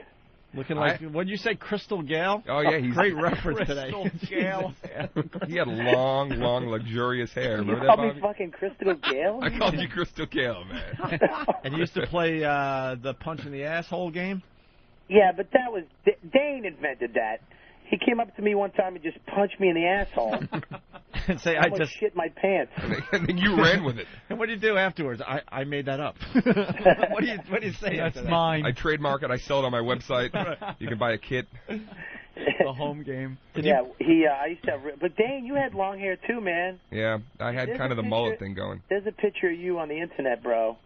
Me and you both at the same time we looked like Charlie's Angels. There was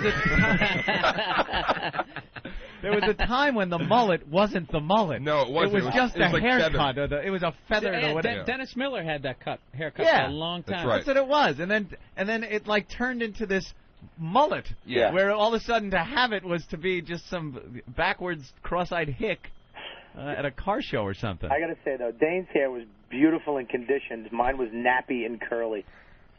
I do say that Dane had better hair than me. Dane, you remember that time we picked up those 2 chicks at the beach? Oh, my... The witches? Oh, my... Me and Dane picked up 2 witches from Salem at the beach. But Dane was always a conservative type of kid, and I was always like the creepy, I want to lick somebody's asshole. Like they had like knife scars on their face, Bobby's chicks, you know. Yeah. So we wind up going back, but I'm the one always the aggressor with the chicks, and Dane's kind of laid back, kind of always had a chick, and I'm the one, banging broads all the time and talking about pussy. And we get back to their apartment in Salem, and it's this house has been there since 1702. And they're telling us, they take us in the basement and tell us about the witches, and I'm shitting my pants. We go back upstairs. They both get naked, start taking showers. Yeah. I'm frantic. Dane has the guitar in his hand. They come out naked. I'm like, dude, what the fuck are we going to do? He goes, Bobby, get your fucking shit together. And just starts playing a song on the guitar. He knows how to work it. Get the guitar out, start playing a little. But Bobby's like, they're doing spells in there, man. They're putting spells on us or something, dude. He was so concerned that they were trying to really put some kind How of... much coke had he done to paranoid himself up that much? Yeah, when it comes time to gameplay, Dane really is the quarterback. Get your shit together, faggot. How you girls doing? Do you ever hear this song? By Moody Blues? Witchy Woman. Moody Blues. Yeah. This is Vixen's Edge of a Broken Heart. Did you tell him that you shit in a bucket? No. Oh, now we're getting the... we're getting the dirt. We're getting the good stuff now. We're in the fucking tour. You can't shit on the tour bus. Yeah, you're not allowed to take craps on the tour bus. You're not allowed to shit on the tour bus whatsoever. That's good. We understand that rule. Yeah. And so I'm sitting there. I'm on my computer. Dane goes in the bathroom. He comes out. He goes, hey, dude, check this out. He has a brand new sterling silver toilet bowl. And it was so perfect, the shit, that I thought it was fake. There was no, like, you mean little the wastebasket. He showed you the wastebasket. Yeah, I had the wastebasket, Bobby. It was whatever. Barry, shut your face. You're not my manager, all right? Shut your mouth. Well, you did say that. If you let him on the microphone again, I'll come down there right now and punch him right in one tooth. Hey, it was a wastebasket, buddy. Listen, people are listening. I could do something for you. You're going to be a big star. You're going to be a big star. You broke your knee. This is going to put you on the map, buddy. I'm thinking if we could dislocate your shoulder on 2002, I could get you on Carson Daly. God, that's how it works, though. All right, so the shit in the wastebasket. It was perfect. My weak stomach. Yeah. I didn't think it was real. I thought he was no. fucking with me, but then I look in again, and I just saw a shit drip. And then his face, Bobby gets that face when he's like, he wants to puke, but he starts getting that, like, body in a river for 3 days look. You know, it's just like, floated. His eyes look like a shark. They just, like, turn black and glazy. Who shits in a bucket? Well, you got it. Does. Not on the bus. What a great rule that is, though, because once someone shits on that bus, it's over. Well, these guys... Anthony, I agree with that when you're doing 85 down some highway, but when you're parked next to the college and there's 98 toilets 5 feet away from you, there's no need to shit in the bus. These guys locked me in I know you guys locked me in the back room one night. I had the back room is like a little sliding door, and the bus was so dry that I bought one of those humidifiers. And so I have to take a piss at like 5 in the morning. We're moving. I get up and the door is jammed. And I know these guys have like pinned it or done something. So I'll lay down for like another hour. But now I've really got to go. And I'm like, I'm like, come on, guys. But the engine is. I say 3 hours later, I finally had to piss in my humidifier. That's how bad it was. I had to piss in my humidifier. And it's all on film. I hope you threw it away after that. Yeah. The bus driver, what was his name again, Dane? Brian. Oh, this guy, I love this. This guy was the biggest creep. I would wake up in the middle of the night and just go sit with him. Like 2 weeks into the tour, he starts yelling at me. He goes, "What the fuck kind of tour is this? The fuck? There's no alcohol. There's no fucking drugs. You guys aren't fucking whores. What the fuck is you playing Xbox, you fucking bunch of faggots?" Oh, what was wrong with that guy? I don't know, dude. He had driven like, everybody, like Usher and like all these, Which huge... means he gets the pussy that they don't want to fuck. Right. By the way, if Jimmy was here, he would have called out that Bob's story had no ending, had no nothing. Well, apparently you just did. Thanks. No, I was just saying if Jimmy was here, he would have done it. Well, we were all looking around the studio uncomfortable. I didn't point it out. I pointed out that Jimmy would have pointed it out. But by doing that, you pointed it out. Not at all. You need like a little sound bite of Jimmy just being like, nothing. Shut up. You got nothing. Let it sit. Good story, fat bro. All right, Bob, I guess we're going to let you go. Yeah, they're telling us you got to go. Yeah. Oh, yeah. You guys going tonight, right? Yeah. All right, cool. Well, the show's going to be great tonight. It's probably just going to be just as good as next week at Stress Factory in New Jersey, where I'm headlining the 22nd to 23rd. Nice slipping. I'll see you guys later. Take it easy. We'll see you tonight at the 11 o'clock Take care. show. Don't dislocate a toe at this show. Bob Kelly, everyone. Do we have time to try this Martha Stewart thing? Yeah, a little bit. Why don't we Finish try up it? with What is she doing? She's rapping with P. Diddy. Yeah. She's got some show that's like The Apprentice, only okay. she's hosting it. Yeah, something like that. Yes, Than? Yes, Than? Than knows. I think she also has just sort of a talk craft show. Is that it? Is that what it's for? Thing. Yeah. Oh, okay. Right? And No. she was wearing an M. Diddy belt buckle while this was going on. Oh, my God. M. Diddy diamond belt buckle. She's M. Diddy. And P. Diddy was there to help her out with some slang and language. It's Miss Martha from Jersey City. I'll bake you a cake and make your crib look pretty. Mm-hmm. I get mad respect like my man, Big Diddy. I can't look at I got the anybody. heaters running out of breath, like when he ran the city. Keep going. They thought they could stop no. me, but they must be silly. Silly. I got my ankle bracelet off. Now I'm free like Willie. Yeah. It's the Kmart Queen, so I know you feel me. They gave me love on the inside. That's why they call me M. Diddy. M. Diddy, baby. Oh. Oh, no. Don't clap. Oh, my God. Wow. I can't look at anybody. I can't look at any of you. Oh, no. Told you, they're in the winger era. Have you ever been so embarrassed for somebody that you don't want to make eye contact with anybody lest they share that embarrassment and you have to acknowledge it? Oh. What was worse, her rapping or his, like... Yeah. That's right. Yeah, that's right. it. Uh-huh. Yeah. That's going to get him the cred he needs. Bad boy. Yeah. Aha, the M. Diddy. Yeah. Yeah. Oh. Yeah. That hurt. I don't like when things like that hurt. Well, then Diddy starts teaching Martha Stewart some rap songs. Oh, Rochester. my bro Diddy, and I'm so excited because he's going to teach me how to rap. Now, I just want you to notice, Wes, what are the security guards doing? PB&J's. Oh, they're eating. See, they took me out. That is so great. Well, first of all, what I really want to know is, what are the meanings of, like, these few words, okay?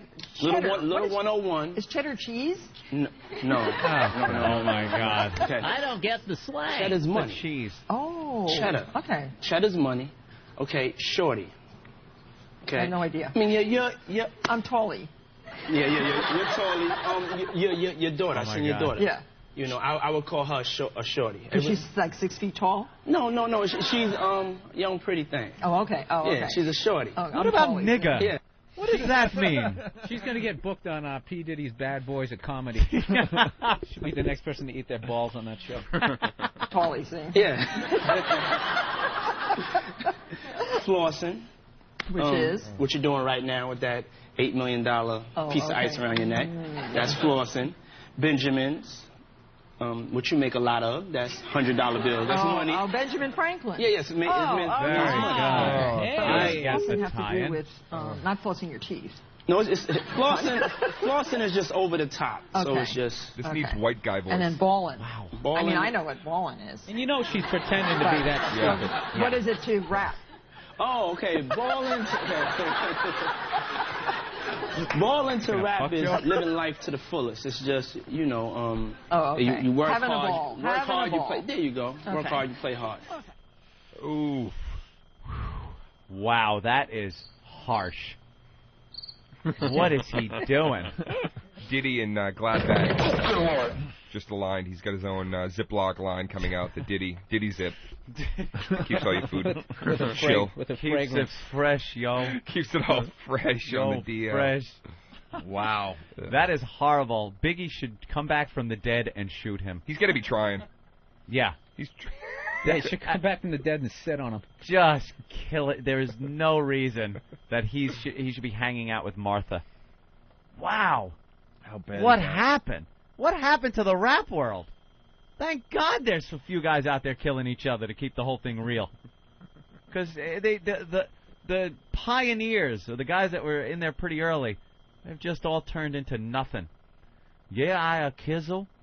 I'll tee off. I'll golf with you. Make sure you buy a Dodge. All those guys. It's so embarrassing.